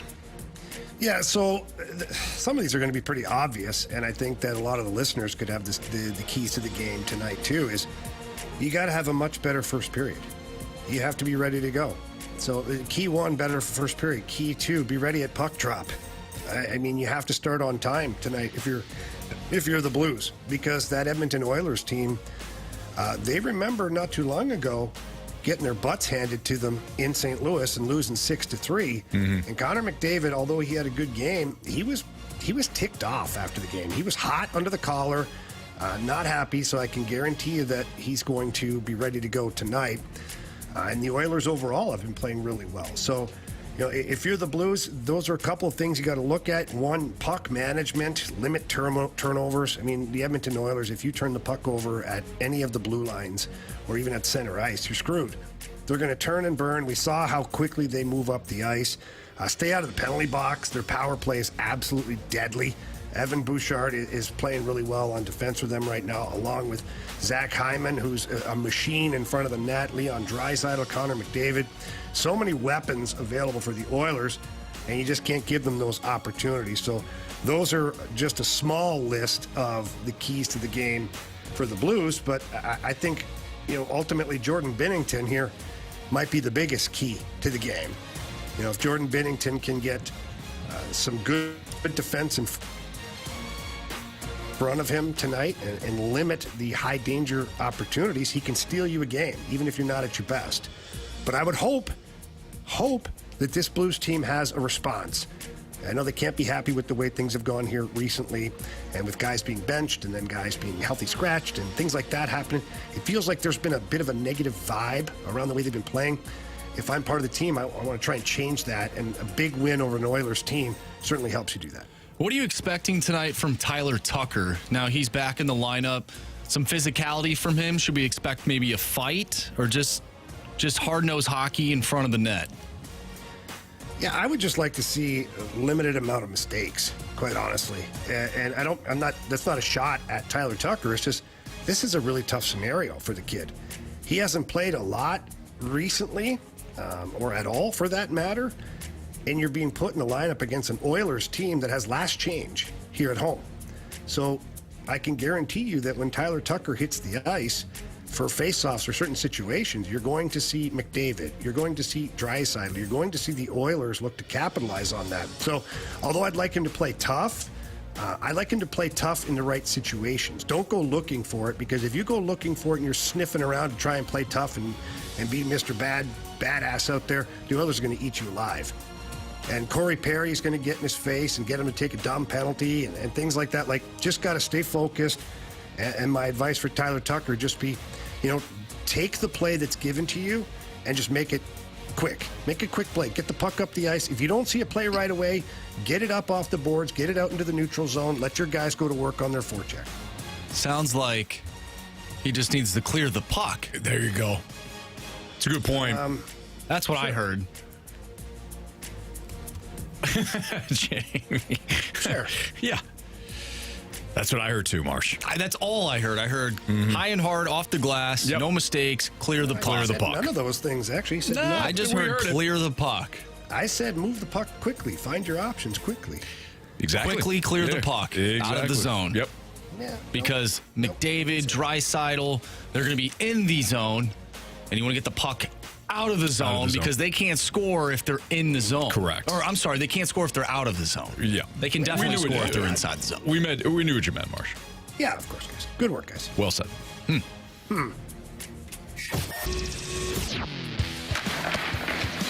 Let's go, boys. We need you to score more goals. Get those loose pucks. Thomas to Kyrou. Score! Goal! No big deal. Game winner. All right. First goal of the game time. What do you got, Jamie? For me, I'm going to Robert Thomas. Watched him last night, and he was really, really, really focused on shooting the puck last night. Every time he got it, he He was looking to move the puck to the net. He wasn't looking for the bigger, better play. I think you see the same tonight. I think he finds the back of the net first. Marsh? I'm going to go with Jake Neighbors taking on the Edmonton Oilers. Enough said. You know what? Let's go back-to-back. Let's go Pavel Buchnevich. He scored the first goal last night. Let's go back-to-back. He's hot. 14 shots over his last 5 games. 5 goals. Top line. Pavel Buchnevich. There you have it. There's your first goal of the game. Here on 101 ESPN. Yeah. Marsh. Yeah. You had brought up Joel Hofer, and so Jordan Binnington's going to be playing tonight. But last night, while watching the Blues, you said that Joel Hofer reminded you of Jake Allen. Yeah, he did. I don't know why. Like, I think it was because, he and like a young Jake Allen, like when I remember Jake Allen, he would make these unbelievable saves. Now, he wouldn't, he'd give up a few goals and whatnot, but he would keep the team in the game. And I felt like Joel Hofer, he didn't play like the best game last night, but he made some huge saves in last night's game to keep the Blues in the game. And Jamie, you talk about this all the time. It's not about how many saves you necessarily make, as long as you're making the big save at the right moment. And I thought he did a pretty good job last night. And for some reason, like Jake Allen came to mind. What do you think about that? Yeah, there was a period of time where Jake Allen carried the team for a little bit there. In particular, the one year where they beat the Minnesota Wild in the playoffs. It was basically Jake Allen that beat the Minnesota Wild. So yeah, I can see the comparison to that. And look, Joel Hofer is still. I mean, this is his first year in the NHL. So you're going to get some samples of just how great he is. There are going to be some moments of I'd like that one back. And I think recently, he's such a great puck handler, but I think recently he's been looking for bigger, better plays with the puck, and it's ended up being a little bit sloppy at times. The exchanges between him and the defense, and sometimes going for like the long bomb pass when it's not there, and then turning the puck over. So these are all pretty natural things, though. They're growing pains when you have a young player that's learning their way in the NHL. And it just happens to be your goaltender at this point. But the future is really bright because when you watch him, just his sheer athletic ability, when he moves from post to post, when he takes away time and space, when he makes himself big out there, like, it is really impressive. And you're right, Marshy. He had some serious saves last night, situational saves, too, that kept his team in the game at times where had the Jets scored, it probably would have put the nail in the coffin for the Blues. All right, Jamie, good stuff. I know you're off for the rest of the day, and Danny Mac's going to be stepping in now. So from 4 to 6, Danny Mac will take over, and he's going to help us out here with Jamie being on the road and Carey being sick today. So Dan McLaughlin is in next when we have the Gauntlet. Jamie, we'll see you tomorrow. See you later, guys. All right, the Gauntlet is next on 101 ESPN.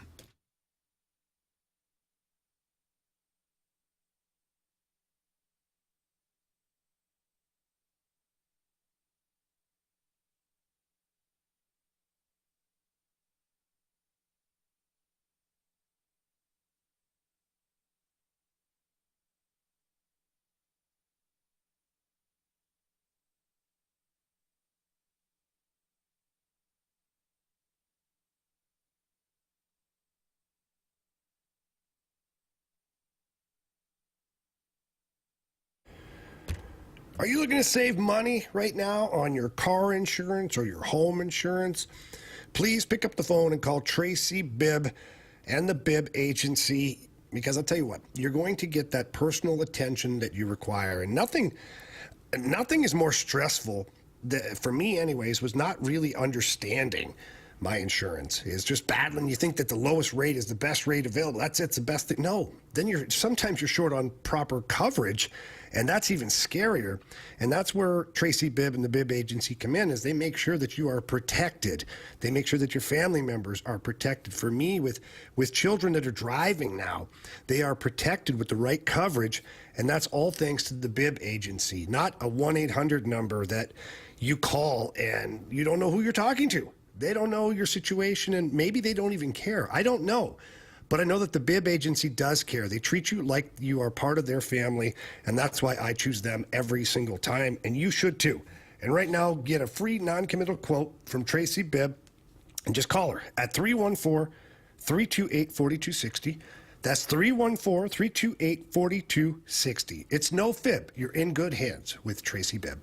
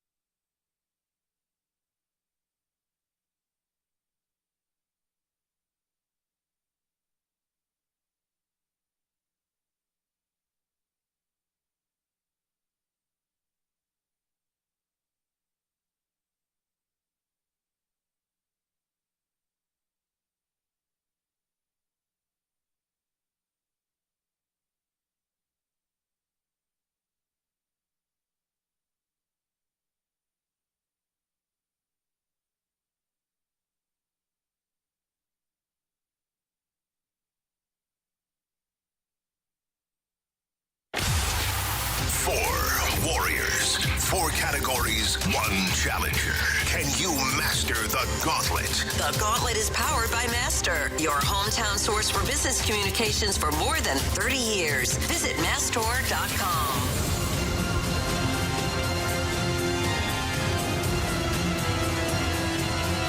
401, your time check is brought to you by Clarkson Jewelers, an officially licensed Rolex jeweler. Got a main guy here, Dan McLaughlin, in doing double duty. What's today. going on, buddy? Dan, we appreciate you, man. Marshy is looking great. You're looking great. It's like being back home. You know, you're here.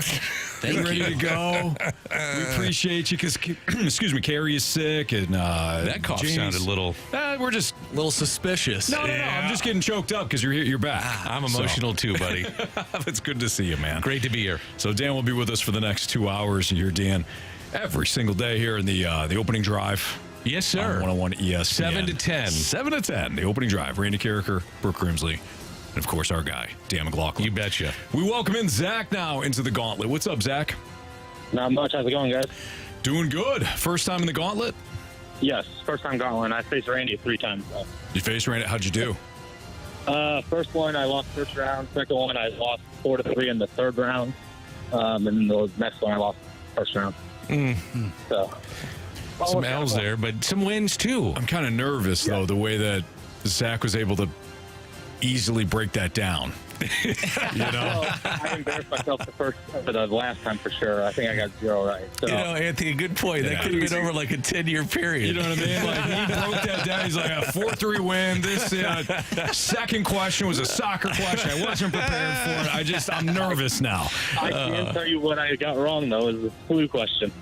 There you go. See? Well, hey, I got my SLU shirt on today, so watch out. If there's any SLU questions. Zach, would you like to take on Marsh or me? I'll take on Stalter. Okay. I knew You that know was what's coming. I knew that was coming. I'll prepare for hockey. Okay. Boys, Zach, good luck. I'll be in the Conus Islands. You as well. Thank you. All right, Zach, you know the drill. Tell me to spin the wheel, and we will get things rolling. Spin the wheel, Marsh. 3. All right, so what category are you looking for today? Obviously, when Anthony goes, it usually spins on hockey. Baseball or hockey, I'm cool with. No football. How about random? Random it is. 50-50 shot on that. That's true. That is true. And for those that are listening that do not know the rules, Each of our contestants, Zach and Anthony, will get 4 questions. You'll have an opportunity to answer that question using the options or just not using the options. If you use the options and you get it correct, you get 1 point. If you don't use the options and you get it correct, you get 2 points. And if you get it wrong, you get 0 points. Are you ready for random, Zach? Yes. All right. Question number 1. Identify the rapper who goes by the nickname of Mr. 305 and Mr. Worldwide. I have no clue. Options are Twista, Pitbull, or Juice WRLD. What's he go by 305 and Mr. 305 and what? Mr. Worldwide. I'll go with Pitbull. Final answer? Yes, final answer. Okay, question 2. How many different types of chess pieces are there in a standard game? Let's see. Pawn, rook, knight, bishop, king, queen. 6. 6, your final answer? You're saying different pieces, so like pawn, there's one pawn, not 12 or whatever. Yeah, you nailed it. Okay, 6. Sounds good to me. Question 3, please. Question number 3. In 2011, World's Finest Chocolate made a chocolate bar weighing 12,000 pounds. Where is World's Finest Chocolate located? We need a city or a state. I have no clue. Option, please. Your options are Birmingham, Alabama, Des Moines, Iowa, or Chicago, Illinois. Let's go Chicago. Final answer? Yes. Hey, Marcia, read question 4 for me because I'll probably mess up the name here. Okay. Question number 4. Name the evil president of Panem in the Hunger Games series of books and movies. I figured you might know, Marcia. Oh, gosh. I've seen them all. Can I get the option, please? The options are Coriolis. Oh, man. I can see why you Put wanted you me on to. the spot. Well, I don't know. Coriolanus? Coriolanus Snow, Benjamin Renshaw, or Tiberius Shaw. I think it's Snow. All right. Mm-hmm. How you feeling about these answers going up against another stalwart like Anthony? Hopefully I count chess pieces right. That's the only one.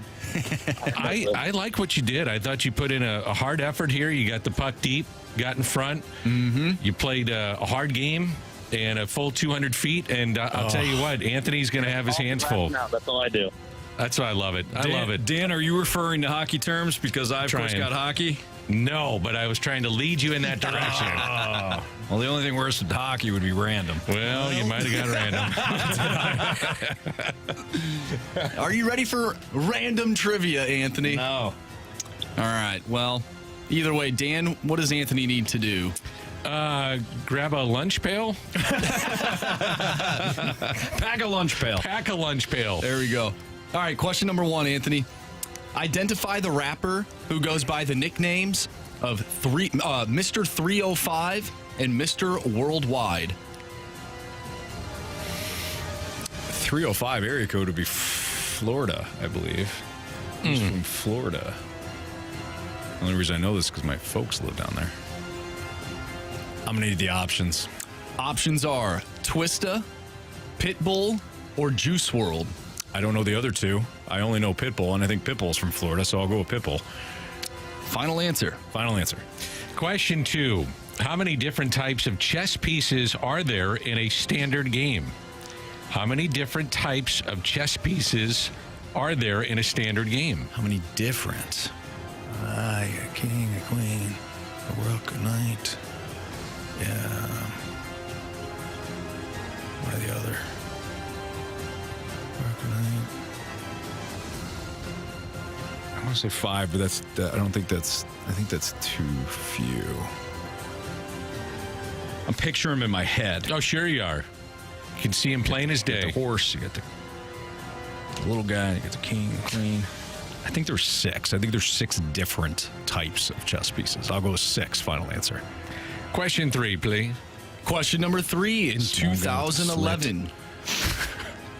2011, Anthony. World's Finest Chocolate made a chocolate bar weighing 12,000 pounds. Where is World's Finest Chocolate located? We need a city or state. I'll give you both. Chicago, Illinois. Final answer. Are you ready for the final question? No, sir. You're going to get it anyway. Okay. You're going to get it and you're going to like it. You're going to like it. Name the evil president of Panem in the Hunger Games series of books and movies. Oh. The main villain, huh? I'll know it once you say it. Can I have the options, please? Sure you can. Coriolanus Snow, Benjamin Renshaw, Tiberius Shaw. Snow. First answer. Go with Snow. Final answer. Why'd you say his first name? Cornelius Snow. See, I thought it might have been Cornelius too, and then I'm looking how it's spelled. I'm like, it can't be a Cornelius. No, yeah, I don't know what it is. I just know it's Snow. Okay, we'll go with Snow. That'll be fine. That'll be fine. Snow. Final answer. All right, let's go over these questions today. Anthony, how are you feeling? I actually feel okay. Feel okay? Yeah. Good. I like my deductive reasoning. Okay. I did add one chess piece, though, because I wanted to say 5, and I'm like, that doesn't sound right. Let me add one. That's the one I'm kind of concerned with. All right, well, let's start with question number 1. Identify the rapper who goes by the nicknames of Mr. 305 and Mr. Worldwide. Zach, you said, using the options, Pitbull. Anthony, you also used the options. You said Pitbull. I did. The correct answer is Pitbull. All right. Good job, Zach. Hey, thanks. You too. 1-1. I like a friendly competition between you two guys. Absolutely. Yeah, Zach Really seems nice. like a really nice guy. Question number 2. How many different types of chess pieces are there in a standard game? Zach, you said 6. Anthony, you almost said 5. Yeah. And you added a piece. Not sure if you really for no reason knew actually how many pieces there were, but you guessed 6. Well, we're about to find out. The correct answer is Well, you have a king, queen, rooks, knights, bishops, and a pawn. Oh, the pawn. That's right. The pawn coming in late. Yeah. 6. so you both got that one correct. But actually, you guys both did not use the option. So it's 3-3. Let's go to question number 4. Way to go, Zach. Yeah, thanks. You too. Name It's so friendly between you guys. It's great. It's absolutely adorable. Name the evil president of Panem in the Hunger Games series of books and movies. Anthony, you said you would know it using the options. You said it was Snow. Yeah. Cornelius Cornbread Snow.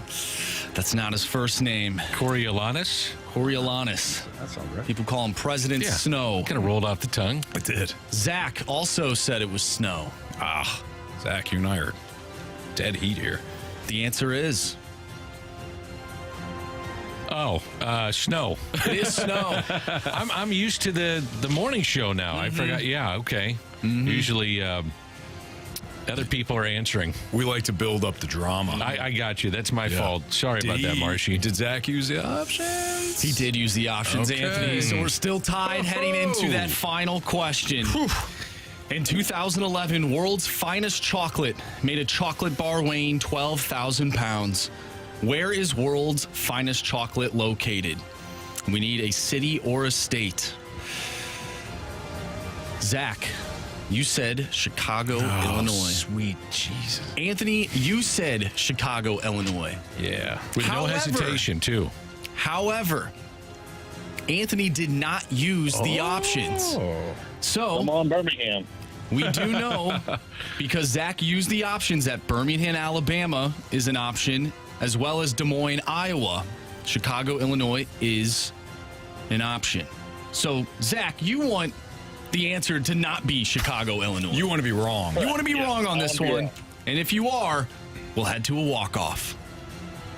I don't Dan? know. Anthony sounded pretty confident. So. Dan, the correct answer is? Well, the options were Birmingham, Alabama, Des Moines, Iowa, or Chicago, Illinois. The answer is Chicago, Illinois. Zach. You have chosen poorly. You lose. Not today. Zach, I feel for you, man. You got every question right. Yeah, that sucks. I should have got the snow one, I think. But, oh, well. I appreciate you guys having me on. Nice job, Zach. Yeah. Way to go, man. Good effort, dude. Seriously. Thanks for listening. Thanks for playing. Yeah, thanks, guys. You have good work. You too. He did a hell of a job. He did a hell of a job, but you were just a little bit better today. Thank you. I felt a little bit better on that Chicago. Mm-hmm. You answered it very quickly and efficiently. Well, I may or may not be from there, you know. Nobody really knows. Like Dan said, some though, things you Detroit, some think San Jose. Yeah. You were inside the neutral zone. You got the puck in deep. You didn't turn it over at the blue line. The defensemen weren't changing. They didn't go down and score. You got that puck in deep, Anthony. You went on the forecheck. You know, I basically, guys, did everything opposite of what the Blues did last night. You got in the those greasy areas, too. I got greasy, got dirty. Yeah. I went up against the boards. Elbows high. A few cheap shots mixed in there. Well, you know, I mean, we playing to win or not? Well, you played a 200-foot game. There's no question about it. Yeah. No doubt about it. Tape-to-tape passes and all that. It was all on display, it was Dan. Slick. Yeah. What's wrong with you, Marshy? Nothing's wrong with me, Dan. I love that you're back in with us. It's been a minute. Plus, you got this sweet beard going on. I know, the beard man. Looks good. I was gonna say this about Marshy. It's been so long that you've grown out a full beard. Yeah, we since both the have last time I've beards seen now. you. Yeah, Marsh, you're rolling with it. You're rolling with some longer hair too. It's starting to come back in. I got that cut, but once the mullet went away, I was like, man, it's like a defenseman, right? Once you get rid of it, you're looking for it again. That's how I felt about the mullet. So now you got the beard going. I got the beard, and I'm just kind of compensating for the lack of mullet. But don't worry, everybody, it's coming back. Mine looks more like a skunk. I got some dark hair in there. I got white, gray. Looks good, though. It just doesn't look good.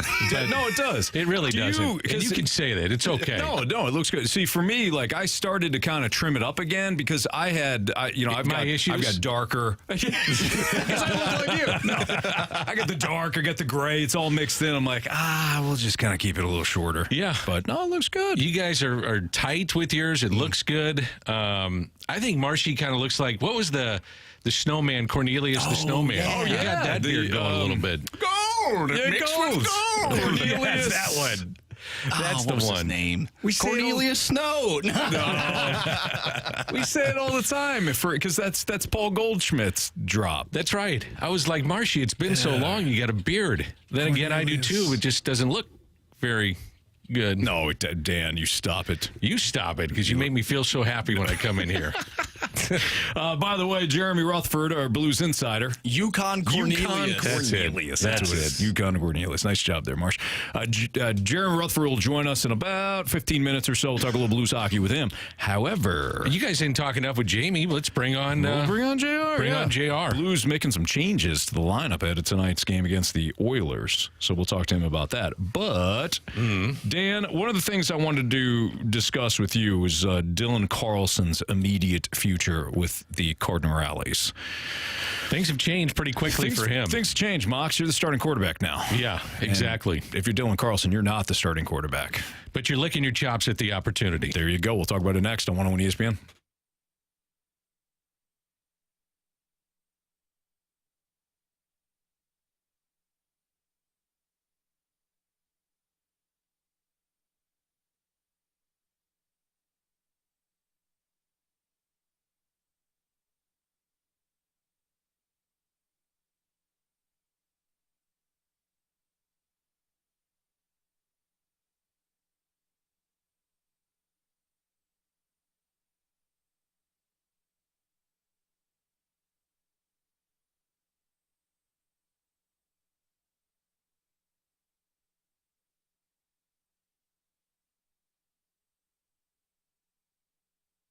Hey, spring is just a few weeks away, and that means rain is on the way. If you have a leaky roof, an old roof, a damaged roof, or an ugly roof, the Happy Roof Company should be your first call. And if you call today, they're going to have someone out to you to fix your issue or to look at your issue within 24 hours. That's what the Happy Roof Company does, and they do a heck of a lot more, too. Superior, high-end products. They do residential and commercial roofing. One of the things that I love, too, is that they have a detailed inspection report for real estate transactions. So if you're selling a home, if you're buying a home, and that person or you use the Happy Roof Company, again, detailed inspection reports for all real estate transaction. A-plus rating with the BBB, expert field supervisors, excellent project communication, up-to-date product knowledge. They do it all at the Happy Roof Company. Cost-effective solutions on flat roofing or metal roofs, and they also do siding as well. They don't chase storms. 100% of their market is in St. Louis and the surrounding areas. In fact, their headquarters out by me, out in Sunset Hills. The Happy Roof Company, you got to give them a call, 314-665-3001. Again, 314-665-3001, or visit thehappyroof.com.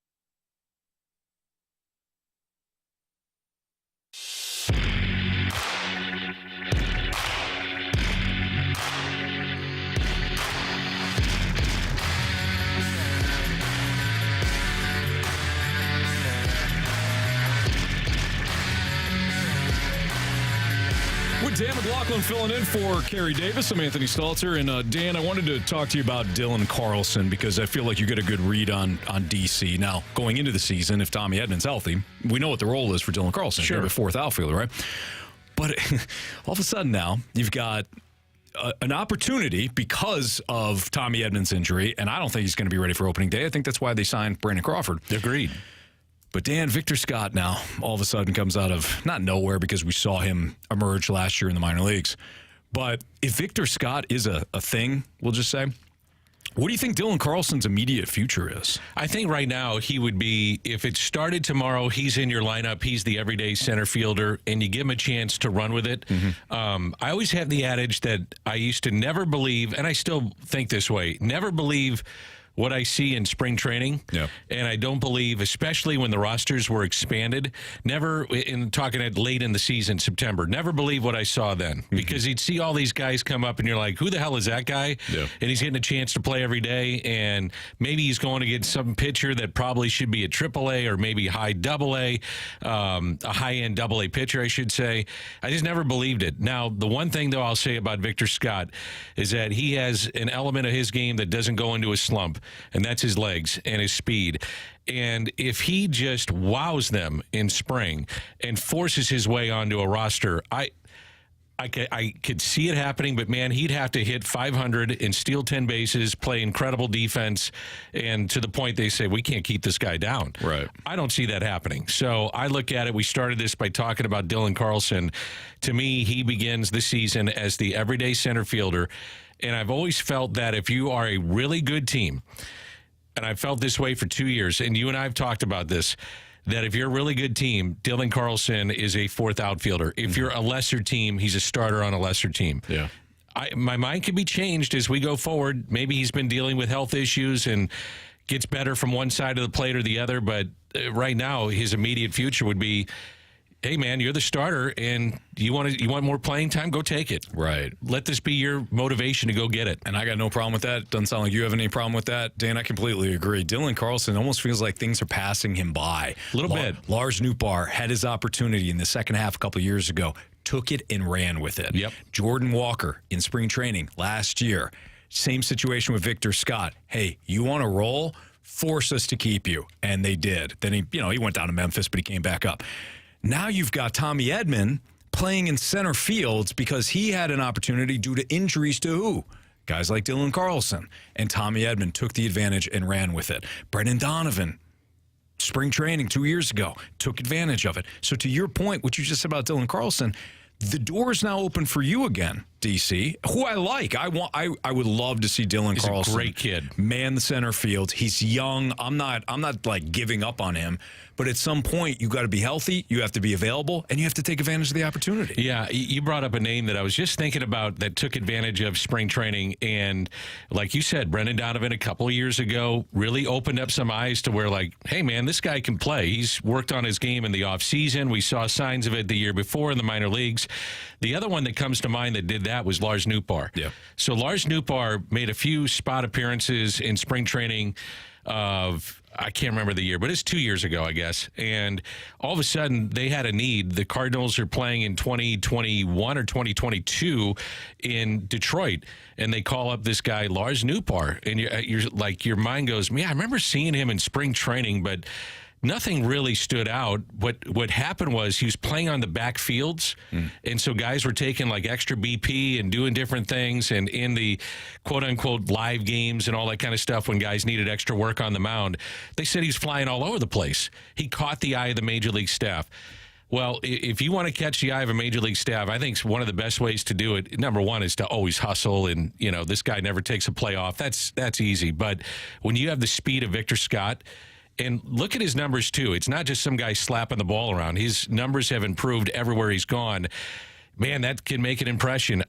We were talking on the morning show, and they said, okay, who's the guy before spring training started? Who's the one player you can't wait to see? And it was Mason Wynn. It was Jordan Walker. I'm looking forward to Sonny Gray, especially Randy. And and I said Victor Scott. Yeah. I mean, just speed is fun to watch. And if the bases are enlarged, which they have been last year, and you're thinking about stealing bases, being more aggressive this year, then he's the kind of guy I'd love to watch play. Dan, I got to be honest. I got ahead of myself a little bit yesterday thinking about when healthy, when Tommy Edman is healthy, a middle of your infield. We this from covering Dave Duncan for as long as you did. Dave Duncan always wanted the middle, that diamond up the middle, right? Yachty, and then your middle infielders and your center fielder, and boy, he had a great diamond most of the time that he was here. I got a little excited thinking about Victor Scott in center, Mason Wynn at short, Tommy Edman, Gold Glover back at second, and then Wilson Contreras. Look, Wilson Contreras, not Yachty, not anywhere close, but still, the rest of the diamond looking like it does with that speed, that range at short, that range in center field. That's exciting to me. Could you imagine if you were a fan of the National League West? So say you had a team that you followed, Arizona, San Francisco, Colorado, whatever, and you look up at the 2024 Cardinals and you have Nolan Arenado at third, Brandon Crawford at short, who still can pick it, by the way. He's a really good defensive player. And then you see Goldschmidt over at first base. You're thinking, are you kidding me? Right. I mean, these are some of the superstars of that division coming over to play for St. Louis.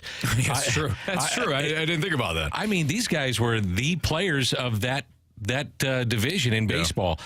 I don't know if you agree with this, too, and I was thinking about this the other day. So Wilson Contreras is in year 2 of a 5-year contract.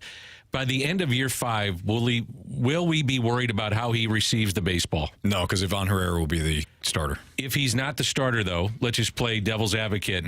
Are we going to have a rule that the electronic strike zone is in? So you're not trying to steal strikes anyway at the bottom of the zone, and he's going down to one leg to try to get a better feel for it, receive it a little bit softer.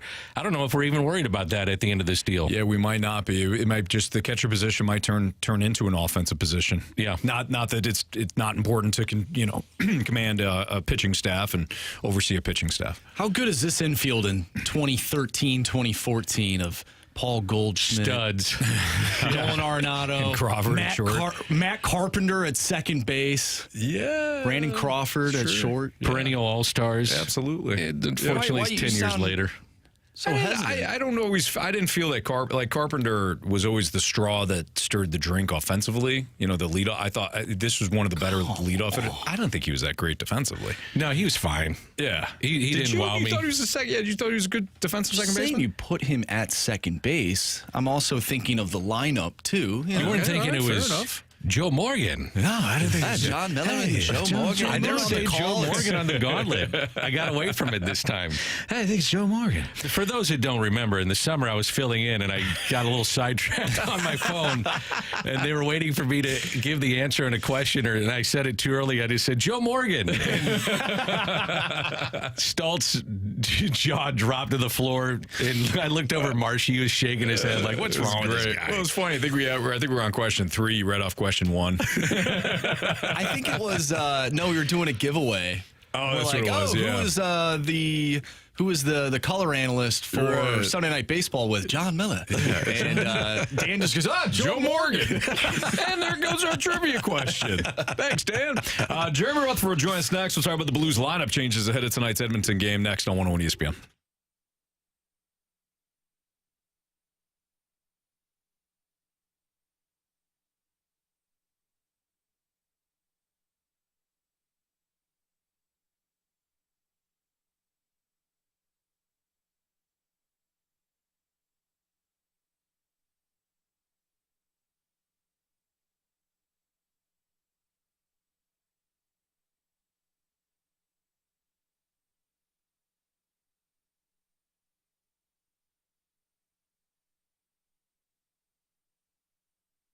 Hey, if you need new tires, then you have to give my friends at R&R Tire Express a call, because no one should have to spend their entire tax return on tires. And thanks to R&R Tire Express, you won't have to. Tax time, that's deal time. And the R&R Tire Express team is matching payments throughout the month of March. That means when you pay 1 week, R&R Tire Express pays that week or the following week. When you pay 2 weeks, they'll pay 2 weeks. You get the idea. And R&R Tire Express is not just, hey, you need new tires. Maybe you're up against it from a budget standpoint. You don't want to spend your entire tax return on it because you got other repairs around the house. But again, you need new tires. No problem. R&R Tire Express, they don't just drop the tires off on your front doorstep and say, good luck, you put them on, or you got to find somebody else to put it on. No. When it comes to R&R Tire Express, they offer flexible payment options plus the peace of mind coverage that includes free tire installation, free rotations, free flat repair, and much more. And everyone's approved. No credit needed. Want new wheels? Need new tires? Great. Give R&R Tire Express a call. They've got tremendous deals on all different kinds of tires for all different kinds of makes and models. Call them now. 1-833-ROLL-NOW. 1-833-ROLL-NOW. Or visit rnrtires.com to request a quick quote while they're still matching payments on all in-stock tires and wheels at R&R Tire Express throughout the month of March.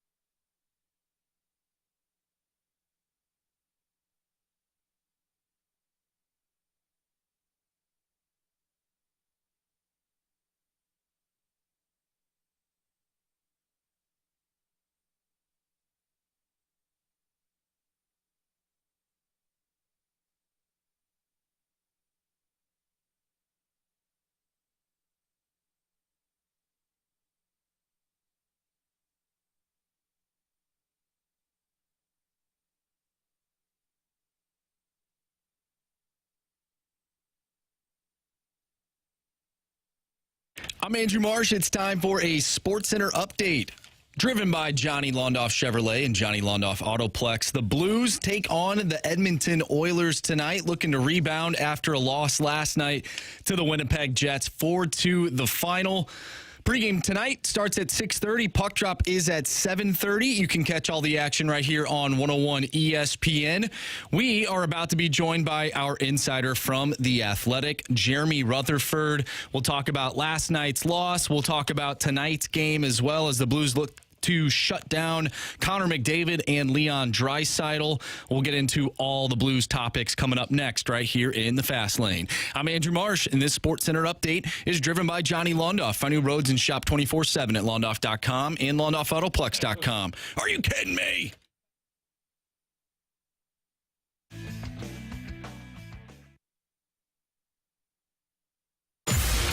Notes and nuggets. It's time for the Rutherford Report with our Blues insider, Jeremy Rutherford. Brought to you by Scott Lee Heating Company, a proud Mitsubishi Electric Elite contractor.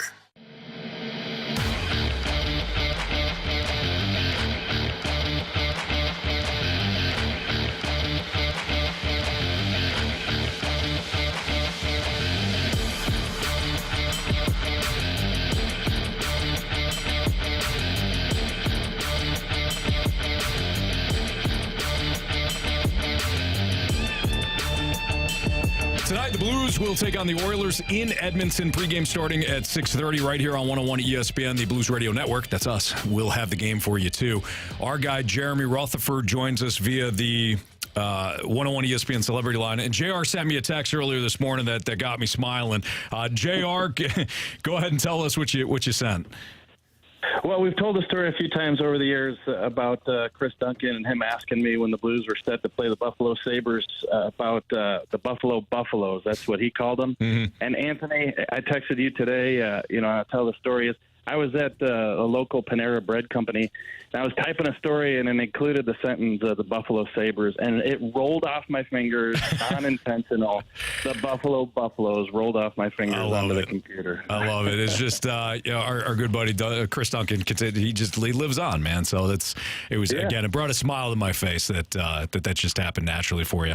All right, JR, so tonight, rough one last night in Winnipeg, and we know that Drew Bannister is making some changes for those that are just hopping in their car now. They didn't hear Jamie and I talking about it earlier. What are those changes, and why do you anticipate that he made those changes? Yeah, a couple changes, one up front and one on the back end, guys. Up front, Kasperi Kapanen will come out of the lineup, and this shouldn't be a shock to anybody who's watched the past couple games. He has not been very good. His ice time has been down. His shifts have been down. He's played about 14, 15 minutes combined in the past two games, talking about Detroit and Winnipeg. And in that time, in those 14 or 15 minutes, he is a -4 with just one shot on goal.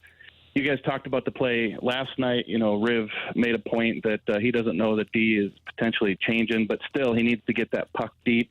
That was a kind of a turning point in the game there, the goal against. And then on the back end, Scott Prnovich will come out, as you guys also touched on, kind of a softish play in the corner where he heard the footsteps coming from behind him and, didn't make the play. And so the puck comes back into the slot area and the goal scored against the Blues. So they're going to go to Tyler Tucker. And Tucker, this is going to be interesting because he hasn't played all that much. He had one game in January, but this will be just his second game since December 21st. He's a guy definitely who got a lot of playing time early. But I think Drew Bannister wants to get him out on the ice. And also, after the hiccup by Prnovich last night, it's probably the time tonight in the second game of back-to-backs. Excuse me, JR, but the Blues in a span of 12 days, they go from potentially being up 6 points on the Predators, now 6 points back, 1-4 since that game. The Predators have put together a 6-game winning streak, so you're outside of the playoffs if it ended today. They do have 2 games in hand, though. My question, though, would be, do you think this gives Doug Armstrong some clarity on moving forward with the trade deadline and what he wants to do? Yeah, I think so, Danny, but I think he already kind of had, some sort of vision of what he wanted to do. I think this might make it a little bit easier because even if you're him and you know what you want to do, you're sitting there thinking, well, gosh, we are right here in a playoff spot. Even though I don't think this is a team that can go a couple rounds, I got to let this play out a little bit. It's a different situation than when he had the Paul Stastnys and the Kevin Shattenkirks. Those guys were UFAs, so you could move them before the deadline, and if you made the playoffs, you did. If you didn't, you didn't. The Blues don't have those types of players this year. Guys like Pavel Buchnevich, they have term on their contract, so it's a different story. But I do think that if this trend continues, you're talking about losing 5 of your last 7 and getting outscored 23-8 in those 7 games, that I think that Doug Armstrong could move 1 or 2 players like a Marco Scandella or someone. So I do think this has changed the scenario just a bit. Jeremy Rutherford joins us right now in the Fast Lane on 101 ESPN. Play out some scenarios. Speaking of the trade deadline, so Jared, play out some more examples for us.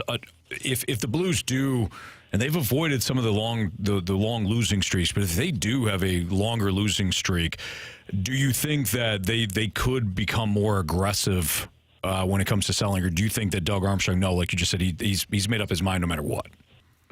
If you're talking about selling before the deadline, I don't know that you can get ultra aggressive just because of your position in the standings, because you need to make the deal when it makes the most sense. And if it makes the most sense before March 8th, then so be it. But I think you give yourself more time, and you perhaps open it up to more teams in the offseason when some of these contenders who are up against the cap, are able to go out and acquire a Pavel Buchnevich in the summer. So, the way things are looking, like I said, it could change things in his mind, but I just don't know how much more aggressive they could get in terms of who they're willing to deal and what they're willing to accept. It's just a short time before that March 8th trade deadline, and you don't want to regret any moves that you make now when you look in the offseason and see what else could have been done.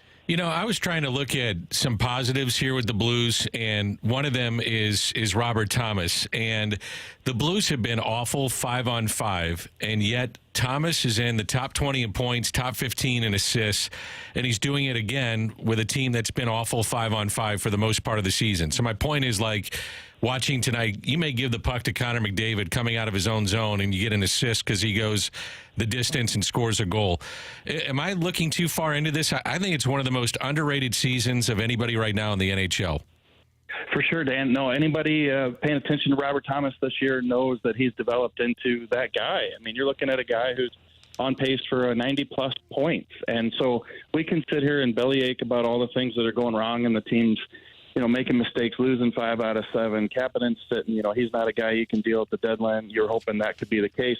So many things that aren't going for them, but he's one of the guys. He, Bennington, Colton Parayko, Jake Neighbors, to me, 4 of the good storylines this season for the Blues. But, the biggest thing, Dan, to your point about Robert Thomas, if you want to be a Stanley Cup contending team, as we saw in 2019 with the way the Blues were so strong up the middle, you have to have that top line, top 6 go-to center, and the Blues have that guy in Robert Thomas. Jared, before we let you go, what are you working on next for The Athletic? Yeah, I got a piece about no trade clauses, and this is something that's interested me for a couple of years now, and I finally started talking to people about it. You can look around the league, guys, and I'm sure this is the case with other sports, but who gets them and why? How does a guy like a Mika Rantanen in Colorado, one of the top 10 scorers in the league, have a modified no trade list where he can go to a handful of teams, but yet you got lower level guys who have full no movement trade clauses. So I was able to talk to some agents, talk to some players, talk to some teams, and find out what the rhyme or reason is. So that should be coming out shortly before the trade deadline. A final question for me, JR. How many scouts do you think will be at the game on Saturday night with the Blues in Minnesota? It's a serious question. How many people from front offices will be in town? Yeah, it's been picking up lately, and I haven't been on the road with the team. By the way, everybody says, why aren't you on the road? It's like, have you seen there in Winnipeg and Edmonton? It's cold. So it has been picking up at the Enterprise Center. I almost called it Scott Trade Center. They, I think in this next week, Saturday's game against Minnesota should be pretty full. I think teams are still going to continue to call on the Blues guys up until the deadline, even if, Army isn't inclined to move a Pavel Buchnevich for the reason we talked about. But, a lot of seats taken up in the press box this time of year. Should be interesting. Absolutely. JR, great stuff. Have a good rest of your week. Yeah, I got to pack. I got to get ready for New York next week. I know which ones to go on. Yeah, there you go. Yeah, get some of that New York pizza. See you later. See ya. That's Jeremy Rutherford here in the Fast Lane on 101 ESPN. You can follow JR at JP Rutherford. You think there's any way that Buchnevich is still here in 2 weeks? I do. I do. I think that Doug Armstrong, regardless of what they do, I think he's going to kind of stand pat. I think they need to make the playoffs. I don't see it happening. I mean, the next 5 games, including tonight, you got the Oilers, then Minnesota, as we mentioned, the Flyers, the Islanders, the Devils. 7 of 8 on the road? Only one of those upcoming is at home. Really good teams. And really good teams on an East Coast swing that's a long trip. I don't know, man. It's going to be tough. I don't like your attitude right now. I know, but it's called reality. Suck it up. Get off my lawn. It's the Fast Lane on 101 at ESPN. Did you guys discuss today in the opening drive the Bradford Doolittle, the 32 expansion teams in Major League Baseball? No, we did not. So he's got some interesting takes here, including how the two leagues. By the way, thanks for listening. Well, listen, I don't listen to the entire show. I I'm catch a giving you lot trouble. of it. Usually I'm in the car for the fight, and I usually get like the 2 segments, before and after. Okay. Yeah, I decided to call you to the carpet on That's that. fine. Yeah. I've What not about gone you, back and Marshy? checked out the podcast. Dan, you know the answer to that. You're sleeping. He's not even I'm up. sleeping, Yeah, it's not even up. Anyways, what if the 2 leagues had 8-team divisions? I like it. Okay, so Dan gave you a little sneak preview of his thoughts on this. That's next on 101 ESPN.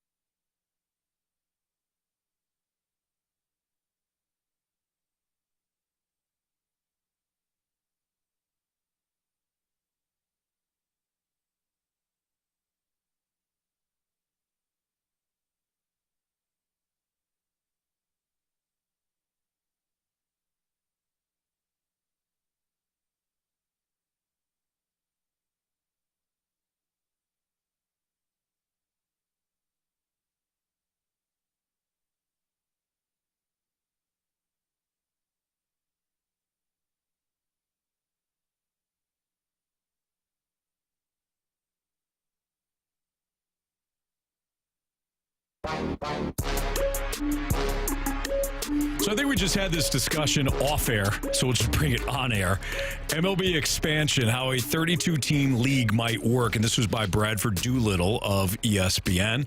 I won't get into the full details here, but it's basically the gist of it is expand to 32 teams. So let's say a Nashville team end what do you think, Dan? I think Montreal. Montreal would be a great spot. Let's include Vegas coming into this too. As Oakland, though. Right.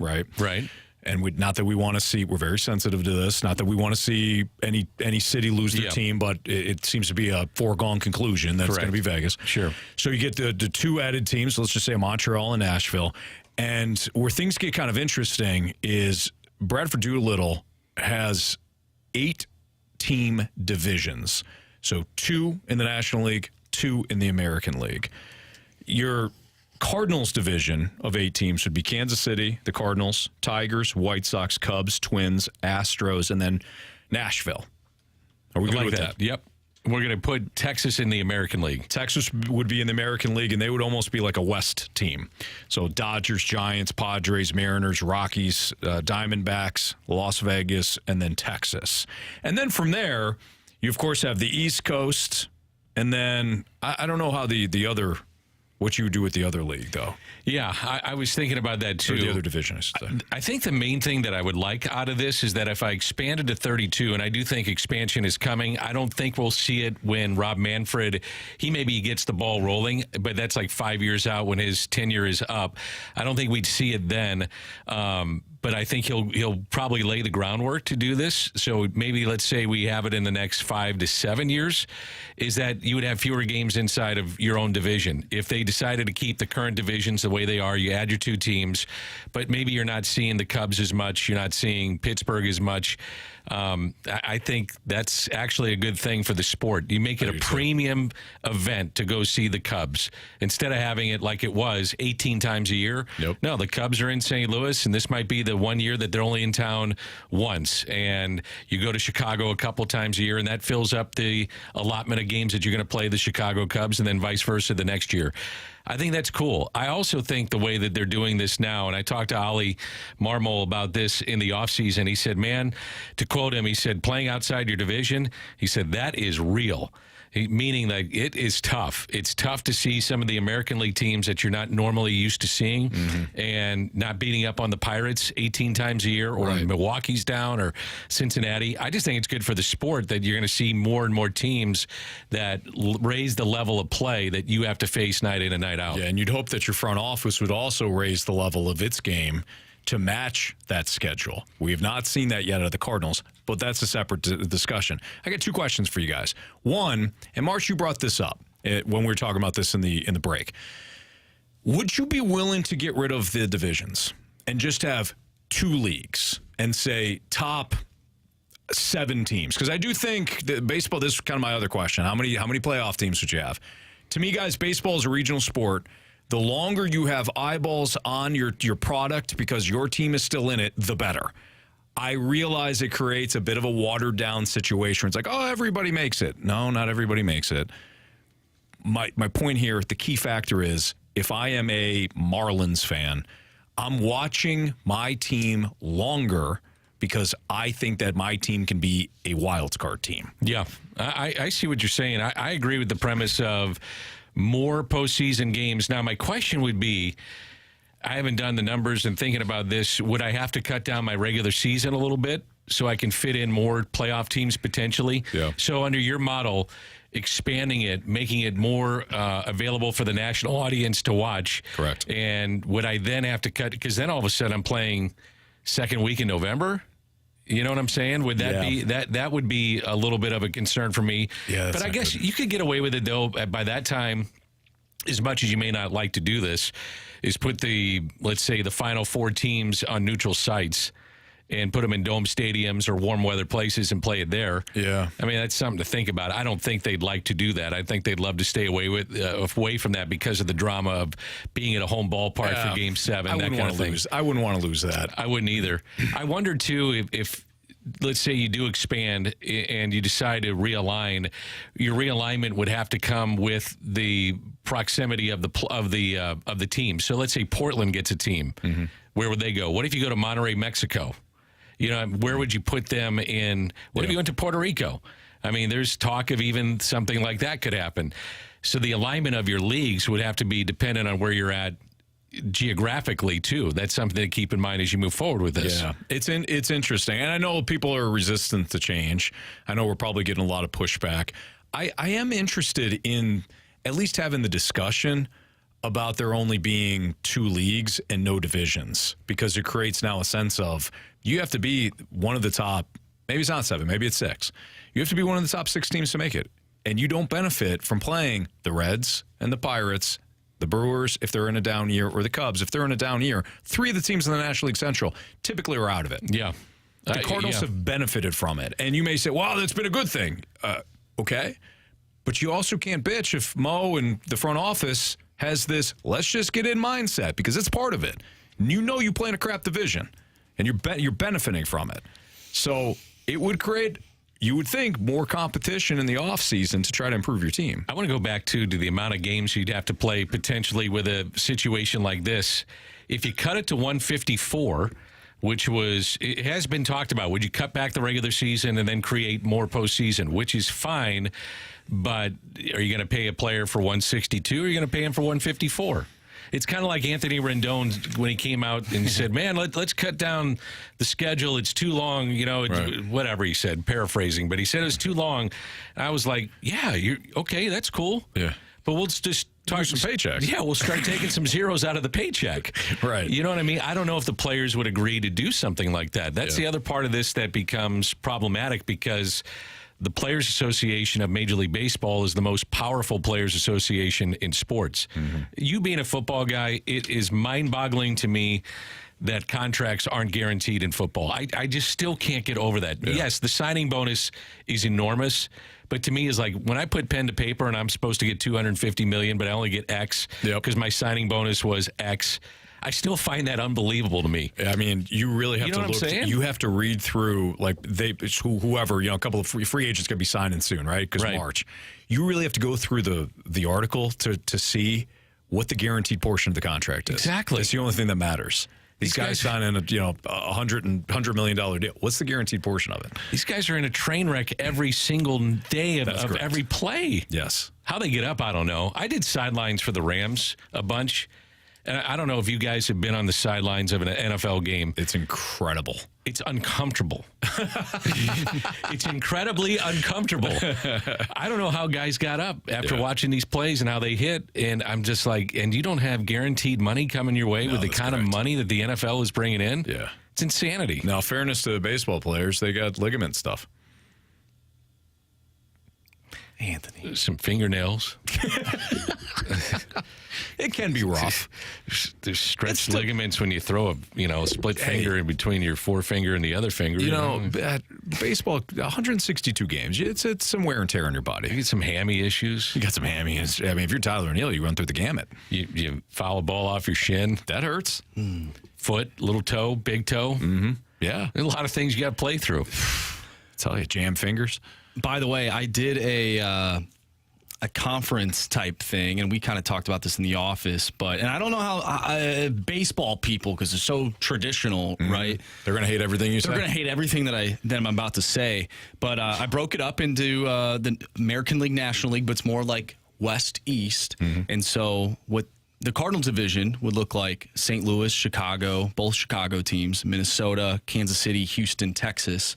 Yeah. And the other half would be Arizona, Dodgers, Colorado, the Angels, San Diego, San Francisco. The Angels, we forgot. That was the other one. Las Vegas, whatever the A's end up doing, Seattle. So that would be like the West. The East would be Pittsburgh, Cincy, Detroit, Cleveland, Milwaukee, Philly, Atlanta, and then Nashville. We'll give them a team. Mm-hmm. And then the other East division would be Baltimore, Boston, New York Yankees, New York Mets, Miami, Tampa Bay, Toronto, Washington I put in there, and then Montreal. So I wonder if you can make a South instead of that's the one I thought of. Yeah. You get the Marlins. You've got the you'd have Tampa Braves, Bay. Tampa Bay.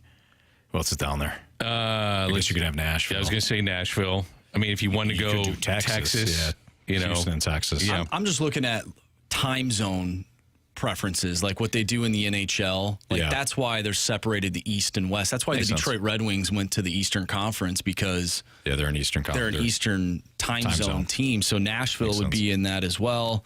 So Nashville's Eastern Conference or Eastern time zone? I mean, I believe it is. Yeah. Or is it? I always thought they're Central, but I'm think it's probably Eastern. wrong. I could be wrong. Columbus too. is Eastern. Columbus would be, yeah, for sure. Yeah. By the way, I want to throw this out at both you guys. Does it really matter? No. When you talk about Nashville Central. So no. I mean this question. Does it really matter? Yeah, I don't pay care about attention to me. Yeah. It is Central time zone. Yeah. I don't go there enough. I need to go there more. Does it really matter though that the sport would go on a national stage longer than it really is? Are you going to get more eyeballs to watch Major League Baseball if you had expanded playoffs? If my team's in it, yes. If my team's out of it, no. And what's that mean? It's a regional sport. Correct. Yeah. I just don't know if you're going to bring in a lot more fans by playing national games. Yeah, true. Yep. Well, Dan, you put a damper on his. I don't mean to. I could be wrong about realistic. that too. But the other thing is, you're right in the middle of the heart of the football season. That's the bigger problem. Monday Night Football, Thursday Night Football, Saturday college games. Right. Of course, you and I, with our friends, we have MAC action on Tuesday nights. Action is a big deal. There's just some things to think about You here. shouldn't be playing baseball games in November. No, you're right about that. Especially when you got Buffalo and Miami of Ohio on a action Tuesday. You're not going to miss that. No. You get the Bulls, you get the Red Hawks. You and I are texting each other.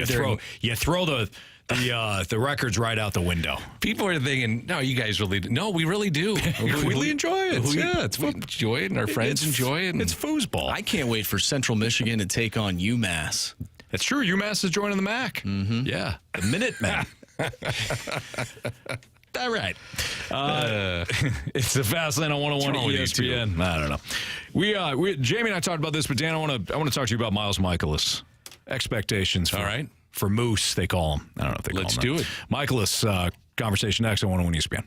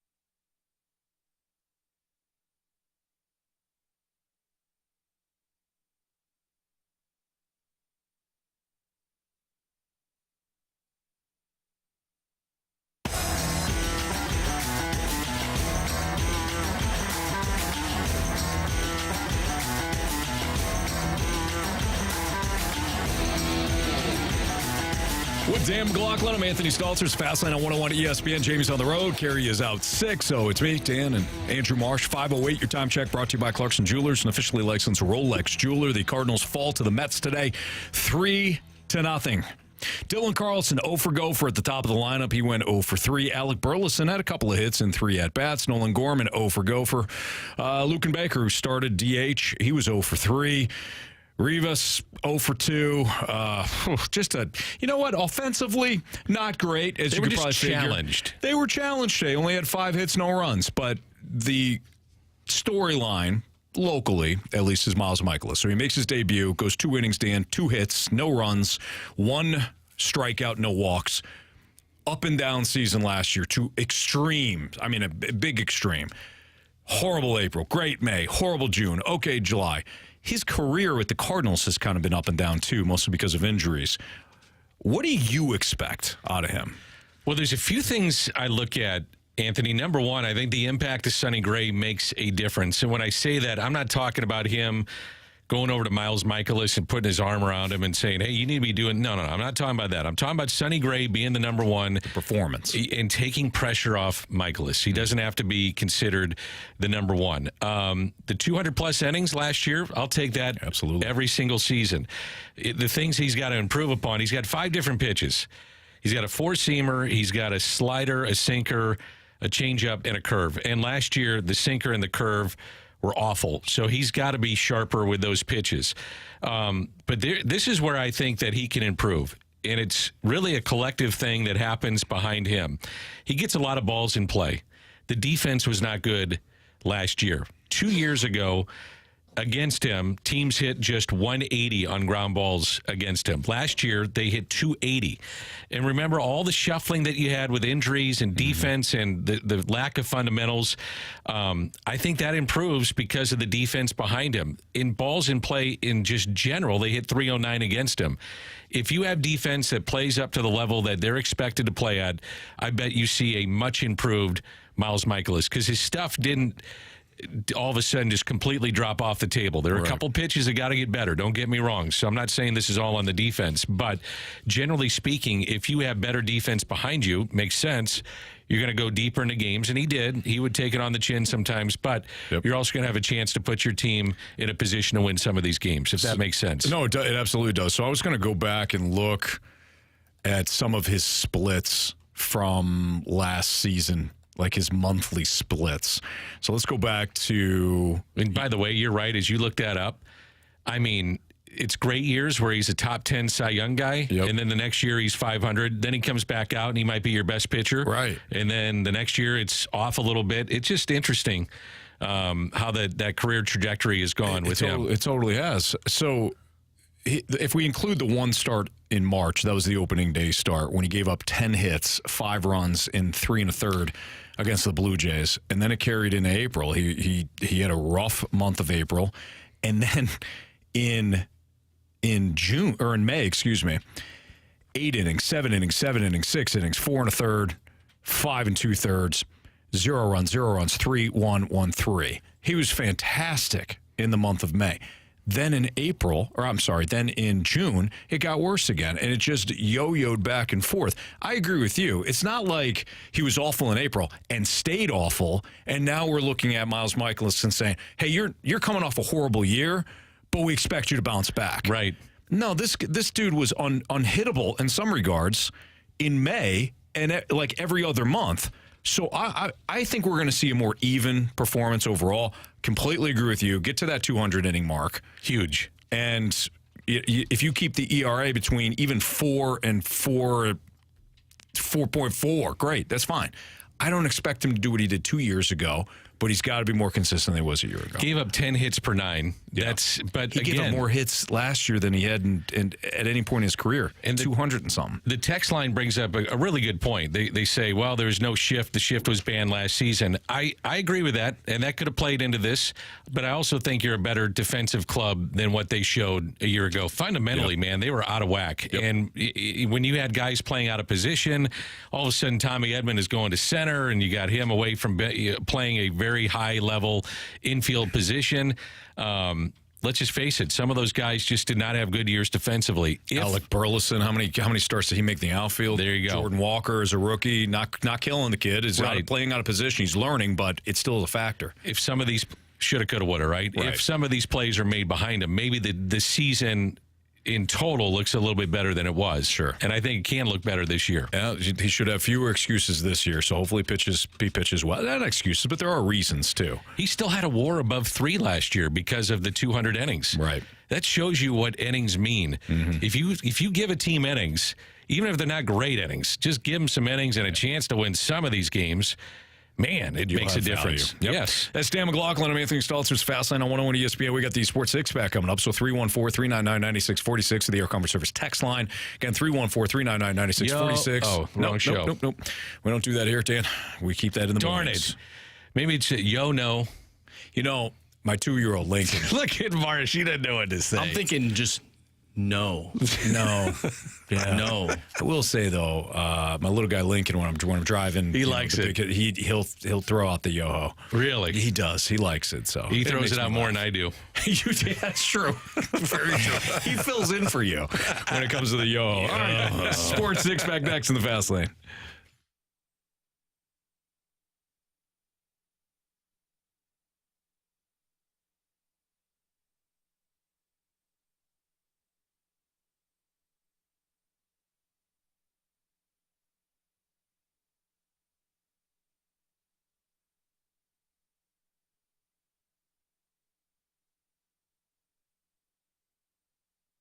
AutoCentersNissan.com. Start there if you're looking for your next new ride, because you're going to find it at Auto Centers Nissan Herculaneum. That's where we found in the Stalter house. So we loved our Nissan Pathfinder.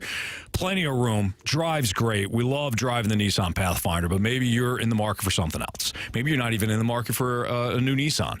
Maybe you're looking for a pre-owned vehicle. They've got them at Auto Centers Nissan Herculaneum. They've got over 700 vehicles on their lot. One location. You're not driving around the greater St. Louis area with like several dealerships.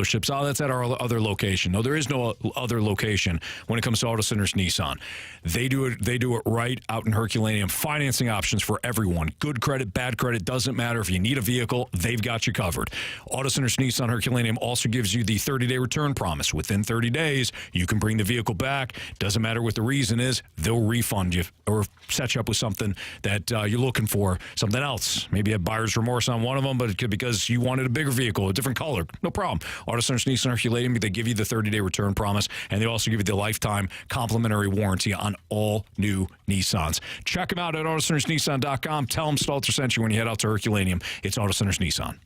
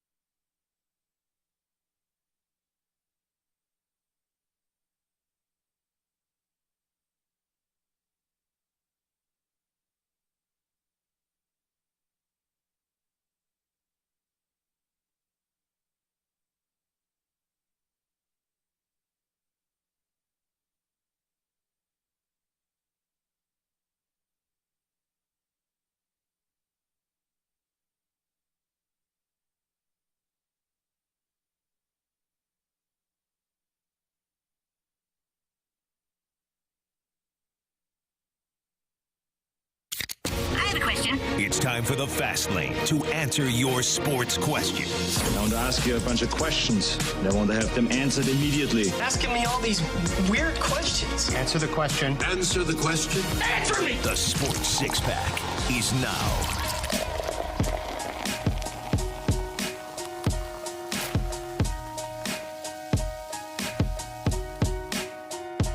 All right, time for the Sports Six-Pack, 314-399-9646. Dan, I do this from time to time, just in honor of you, but since you're here now, go ahead. Question 1, please. There we go. Thank you, John Miller. Question number 1. And go right ahead. All right. From the 314, hey guys, would you rather see a huge step in Jordan Walker's game or an MVP year from Nolan Arenado? I would say a huge leap in Jordan Walker, because I think you can still have a very successful offense and successful season, even if you don't have an MVP year out of Nolan. You know you're going to get great defense out of Nolan. I'm with you on this. And by all accounts, even if it's a down year, I would expect 20 home runs from Nolan Arenado. Yep. And if I get a breakout from Walker, I'm not sure what that ceiling would be. Mm-hmm. He's that good, yeah. I think, eventually. I'm not saying it's going to happen this year, but it's going to happen where you go, wow, is this guy a good player? So breakout season from Walker with some knowns that you have in this line. Like I think I know that Goldie's going to hit 20. Yeah. Arenado's going to hit 20. Contreras will be solid at the plate offensively. I'd like to think I'm going to get an okay year out of Mason Wynn. Gorman's going to hit 30. It's a 30. Yeah. He had 27 last year. You should hit 30 this year. Yeah. So I look at the breakout for Walker would be bigger for me. Go ahead, John. Question 2, play. Question number 2. From the 314, we actually had a lot of people asking this question. We were just talking about Miles Mikolas. From the 314, do you guys think that banning the banning of the shift affected Miles Mikolas' ground ball out rate? Yes. I think it impacted the entire Cardinals rotation to some degree last year. You didn't have a lot of guys that were strikeout pitchers. In fact, did you have any? Jack Flaherty, maybe ish. Yeah. You had a lot of guys that were just generating ground balls. And Nolan Arenado in the second half was much better defensively, but in the first half he struggled. You didn't have the range that you're going to have in Mason Wynn. The outfield that we talk. Alec Burleson, how many starts did he have early on in the season in the outfield? He's not a great outfielder. And save the text. I know he didn't have errors. If you're judging defense by errors, I can't help you. Yeah, what do you say to a guy that gets a bad jump and the ball just drops right in front of him, or he's got no range? I didn't get any. He didn't bobble the ball. Can't throw the ball.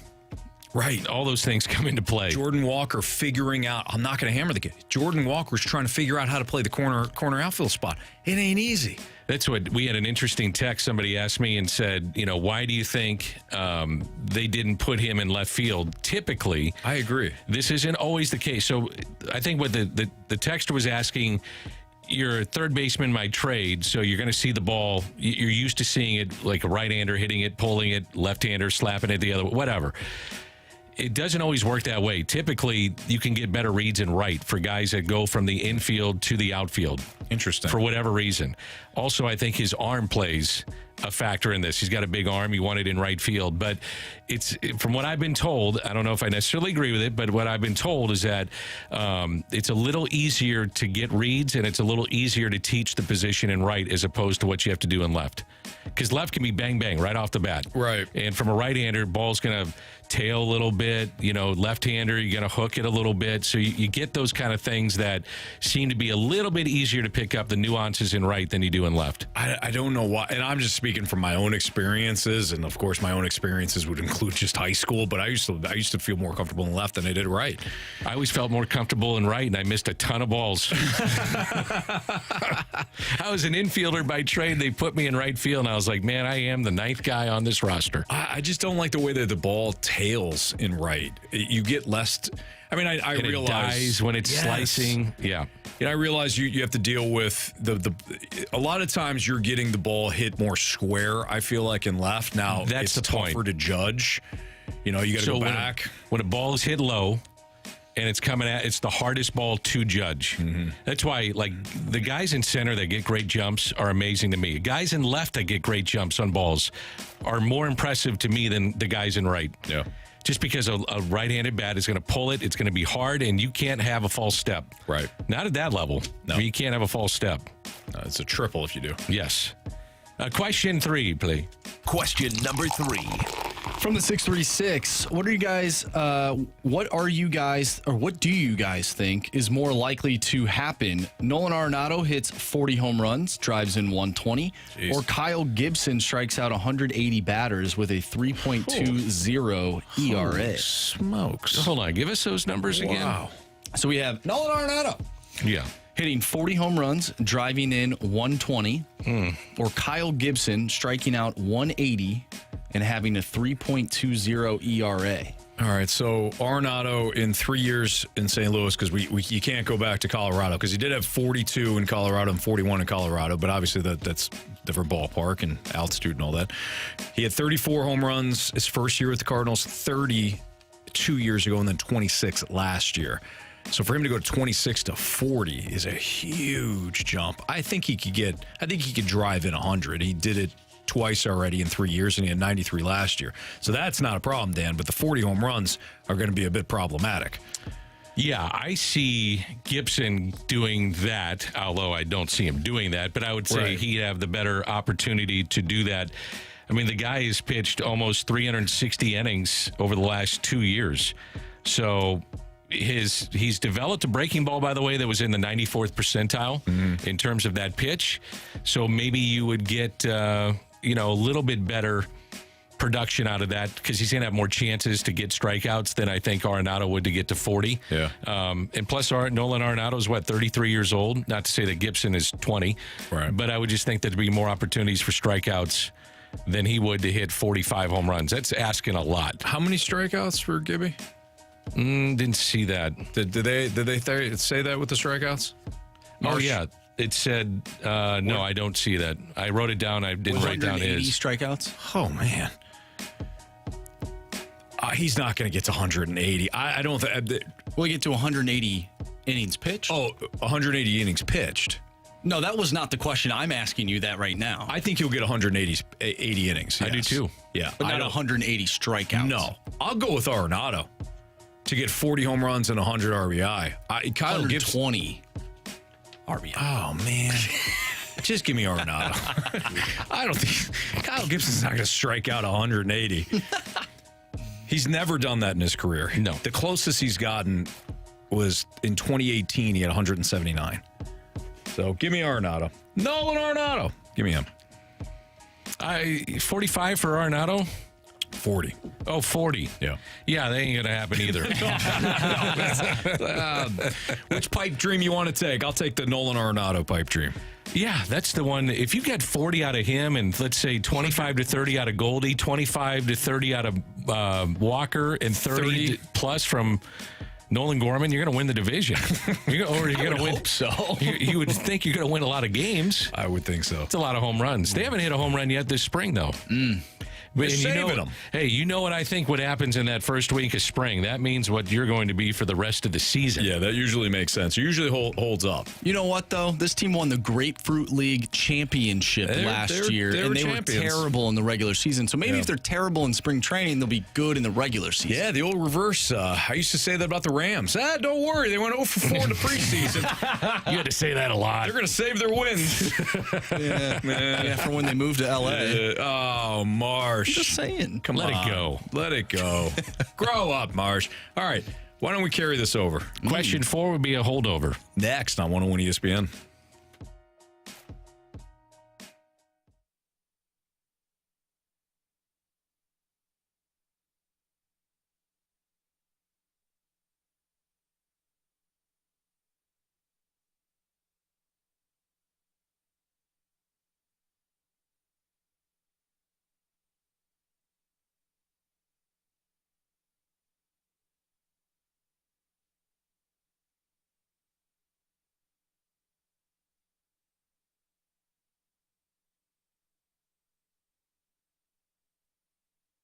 I love Mosby Building Arts. They do it right because they're the right remodeling company. So if you have had issues in the past with contractors or with doing, even if you're doing do-it-yourself projects and you have a remodel, kitchen, bathroom, basement, whatever it is, you got to call my friends at Mosby Building Arts. I'm going to give you just a real situation that happened with Mosby Building Arts.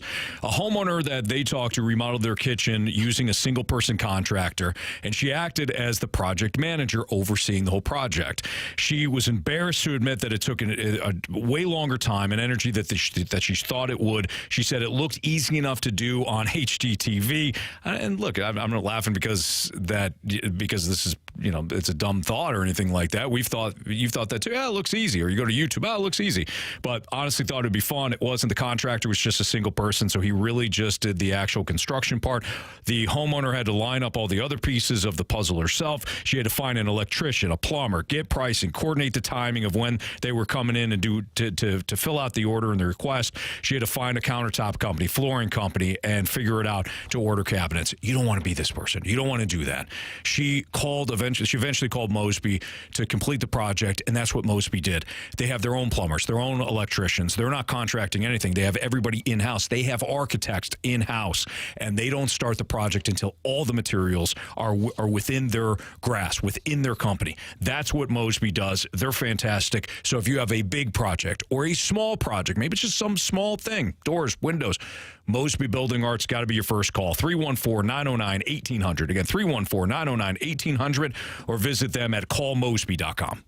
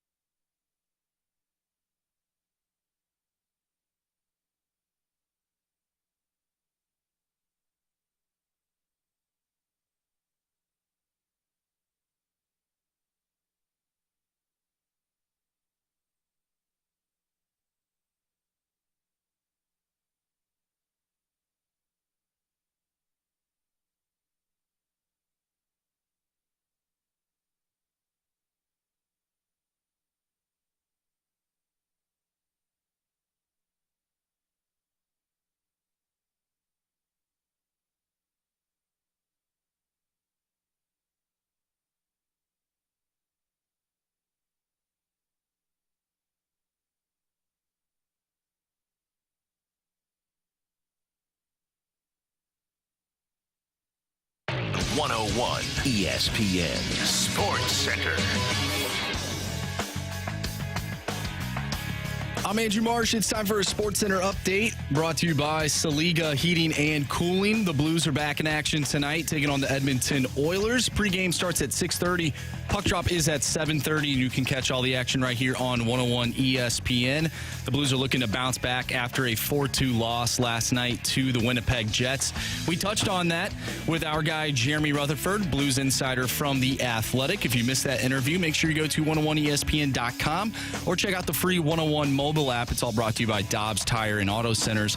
Once again, Blues Oilers tonight right here on 101 ESPN. City SC lost to the Houston Dynamo last night by a final of 1-0. City is now out of the CONCACAF Champions Cup. The Cardinals also took on the New York Mets today in spring training and lost by a final of 3-0. Once again, if you missed anything from today's show, make sure you go to 101ESPN.com or check out that free 101 mobile app. We'll continue with our Sports Six Pack coming up next. So if you have a question, send it our way to the Air Comfort Service text line 314-399-9646. Sports Six Pack Part 2 coming your way next right here in the Fast Lane. I'm Andrew Marsh, and this Sports Center update is brought to you by Saliga Heating and Cooling, independent American Standard heating and air conditioning dealer.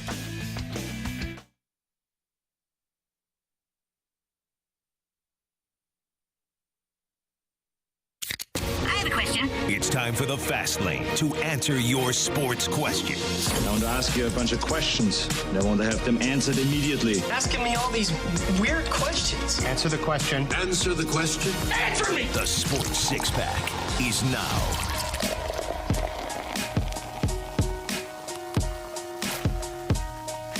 With Dan McLaughlin filling in for Carey Davis, I'm Anthony Stalter. Carey's out sick today. Hopefully gets an opportunity to get some rest in and be back tomorrow. Jamie Rivers is on the road as the Blues visit the Edmonton Oilers tonight. Pregame starting right here on 101 ESPN at 6:30. Now, we didn't get to all of these Sports Six-Pack questions, so Dan, without further ado. Well, do you remember John Miller with some of the Carlos Beltran? So I'll give you question cuatro. Question number 4. What's his home run call? Adios, pelota. That's right. Adios, pelota. All right, so we got a text from the 314 that said, y'all boring tonight.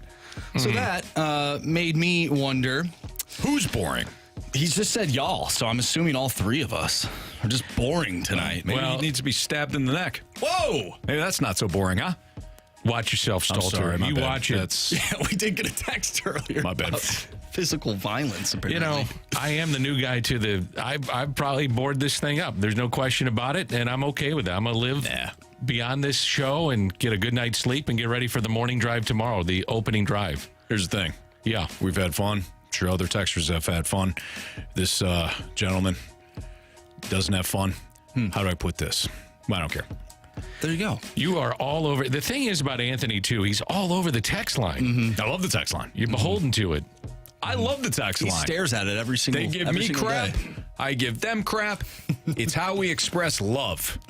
The text line and I express love. Do you ever look at the text Not line? once. I don't. If you have ever received a text from me, it wasn't me. Okay. So when you reply to the text, you don't put AS for Anthony Stalter. I would at this point. We have a new text line, fairly new. I don't even know how to get into the text line. I don't. It's about a year old. 636 says that I think the show was awesome. Thank you, 636. And it's still going. Still going. We still got time. Yeah. We get 23 minutes to go of this quality radio program. Listen, we are not going to listen to one person, okay? You're moving on. Especially if it's negative. Question 5, please. If it's positive, we're going to listen to you. Oh, yeah. We like you. You betcha. Go ahead, Marsh. I have a question about this, though. So, obviously, this texter says we're boring. What show, radio or TV, growing up, that everybody loved, but you found to be boring? What show or, I'll throw a movie in there, too. That is a good question. Yeah. Okay. Like, a lot of people... The consensus, I think, in the general public is people love Friends, but there's a lot of people that don't like Friends. Right. They find it to be boring. Okay, I'm glad you put movie out there. Yeah, I'll throw a movie in there, too. Yeah, like a movie that everybody loves, and I'm like, this is boring AF. What movie can I say that would tick people off? I mean, really get them going. While you're thinking of that, we got a text from 618. I thought Stalter answered text with -ASS. No. Well, that'd be different. It's not my initials. Yeah, it's ATS. Yeah. ATS. Okay. Yeah. I get where you're coming from, though. Okay, I got one for you. The ending, phenomenal. Which one? The movie, I found to be a tad slow, tad boring. Usual Suspects. I think I'm in there with you. Ending, phenomenal. Yeah. To get to the ending, Kevin Spacey was incredible in that movie. He was, but maybe I got to watch it again. Maybe I have to watch it again. It takes a little bit to get going. Yeah. I mean, they get them all together, and then they're kind of going against each other, and there's a little sidetrack action going. And then the end gets you, and you're like, oh, wow, that was awesome. What's the villain's name? Sizer Koze. I got another one for you. You ever see the movie Doubt? Philip Seymour Hoffman, who was brilliant, obviously now passed away. Also in Hunger Games. So we had that reference earlier today in the Gauntlet. Doubt, boring AF. Nothing happens. I can't stand ASS and then A. Got it. No, ATS. Oh, ATS. Got it.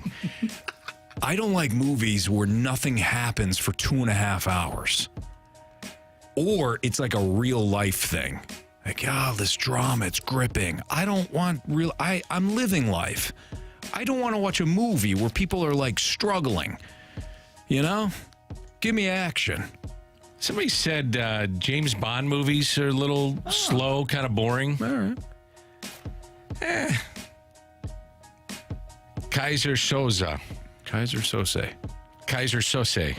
Sose, isn't it? Yeah, I think you're right. Like Sammy Sose.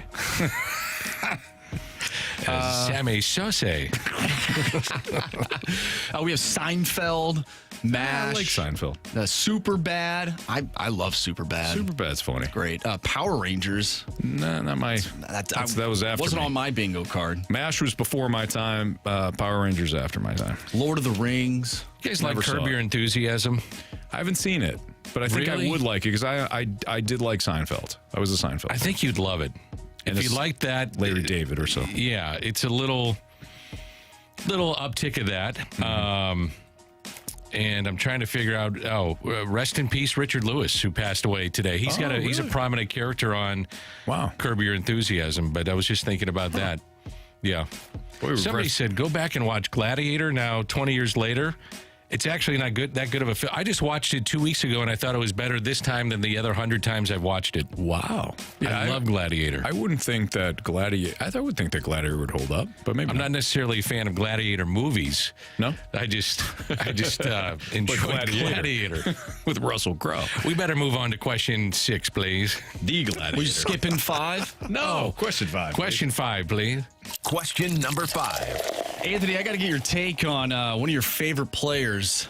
Unfortunately, today... This is going to be a non-favorite player of mine. This is going to be a player I don't like. One of your favorite players got released today, and $12 million came off the books. Oh, I know where you're going with this. MVS, no longer a part of Chief Kingdom or Red Kingdom. Yeah. How do you feel about that, being a lifelong, diehard Chiefs fan for about a month? It wasn't a month. It was 2 weeks, okay? And I said that, I even though they didn't want me, I thanked Chief Kingdom for allowing me to roll with them for the Super Bowl. But I thought Brandon Kiley, who is a diehard Chiefs fan and always been a Chiefs fan, I thought he really summarized the Marquez Valdez-Scantling era very well. If I can find his tweet on this. Yeah, he goes, I will choose to remember MVS the way I remember Sammy Watkins. An objectively bad regular season signing, but the Chiefs don't win 3 Super Bowls without their contributions. I thought that was well said. Marquez Valdez-Scantling had the game-winning catch against, who was it, Buffalo? And then, no, he had the outstanding catch coming at a halftime against Buffalo and the game-winning catch, basically, in the AFC Championship game against Baltimore, and then wound up catching a touchdown in the Super Bowl to put them up. So, Kiley, I thought, put it perfectly. but terrible in the regular season. I would have cut him. I would have cut him. You would have cut him? Yeah, when he dropped the ball against the Eagles. Like, why do I have you on the roster? But then we found out. Good thing they didn't cut him. Good thing I'm not running the Chiefs because they're actually successful. I would run them into the ground. Remember the show American Gladiators? Oh, yeah. Have you seen the Netflix documentary on it? So Carey Davis and I, did you watch that show? Yes. Dan? Yes. So Carey and I were talking about this, and we loved American Gladiators when we were growing up, right? We did not know all the stuff that behind we now know behind the scenes with the Netflix. I sat there just like my childhood was crushed watching that. I didn't know they didn't get paid, basically. They were treated like garbage. Yeah. I was shocked at that thing, too. I mean, it was good. It was a good, short series on Netflix, but I felt dirty watching it. There's a lot of different things happening behind the scenes. Yeah. There was some steroid usage. Roids? Yeah. Which didn't shock me when I found out that part of it. No. They were doing tours and like 3 or 4 nights of just getting pummeled. It's no fun. They would shoot like 3 episodes in one day. Yeah. And you think like, well, they're big and whatever. But if you have, I don't care how big you are, you have athletes that want to take you out to prove that they're, they can beat you. And you got that one where they're just swinging into them with this foam pad. It's like a catcher's protector, basically, that they have.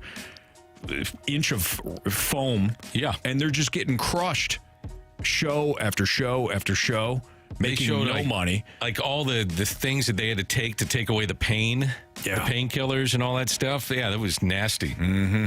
I think we have one more question before we head to a break, and that would be question 6, please. Question number 6. From the 314, is this version of the Cardinals prepared for a tough April? Sure. Yeah, why not? Yeah. They have veteran leaders now. Dodgers will come into that series probably 2-0 because they start overseas against San Diego. San Diego give them some I don't know. And then they can line up Yamamoto again for game 1 at home. Mm-hmm. You're going to see Tyler Glass now. You're going to see a loaded lineup. You're going to be tested in the first 4 games, and then you have San Diego. And Mike Schilt is going to be ready for that series. Oh, yeah. In a big way. That's going to be his World Series. It's going to be a tough 7-game road trip to start the season off on. Yeah. I think if they can play like 500 through the first month of the season, you're going to be okay.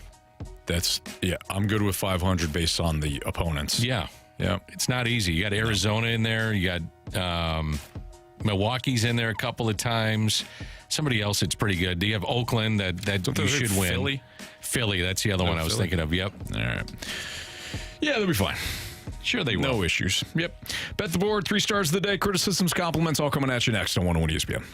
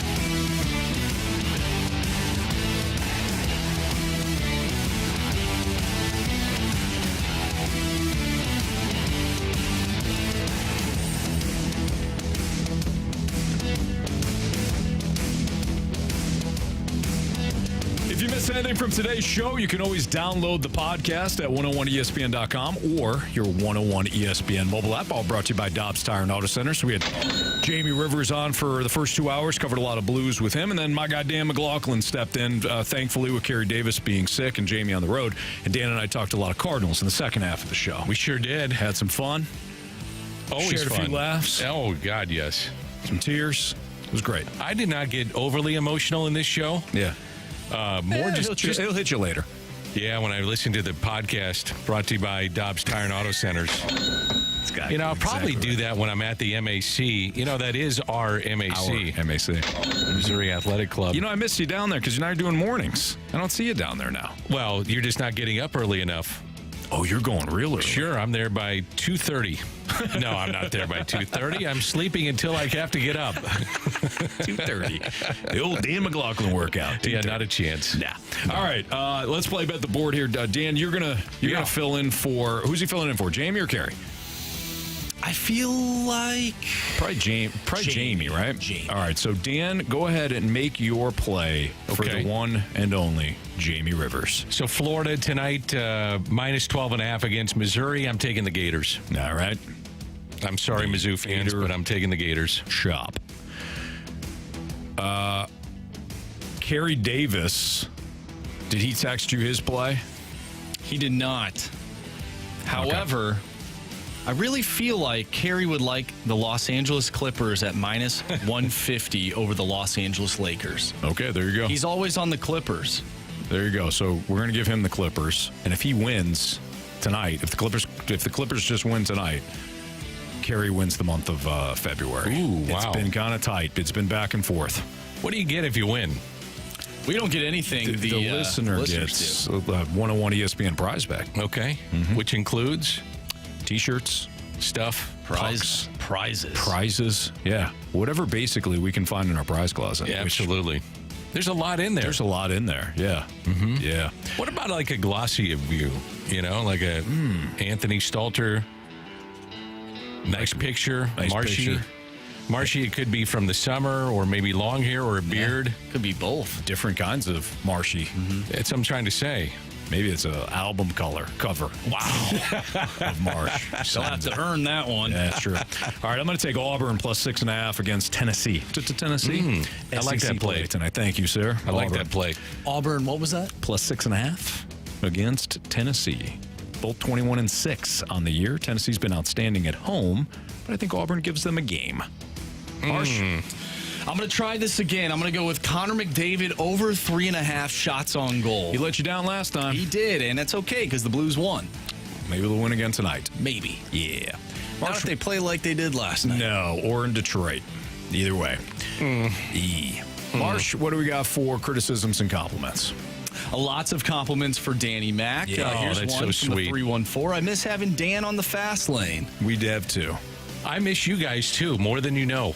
Oh, Dan. I had so much fun in the summer with you guys, and Carey was on the mornings, and Jamie was out and about doing Jamie things. And I miss you guys. You make it fun. So thank you. You make it easy, man. You make it easy to work with. You we too. Appreciate you. And now this is a new thing, Dan, that you have not experienced, but we have our 3 stars of the day. I haven't experienced, but I listen. Unlike my partner over there who doesn't listen to the morning show. I do. I text you sometimes while you're on air. Yeah, that's true. I bother you while you're on air. All right, so let's get to it. Our 3rd star of the day goes to President Snow. All right, President Right. Cornelius Snow. Yeah. Our 2nd star of the day goes to Anthony's favorite player, MVS. MVS, probably a Falcon. There you go. Knowing my luck. Probably will be. Yep. No question about it. They'll overpay him.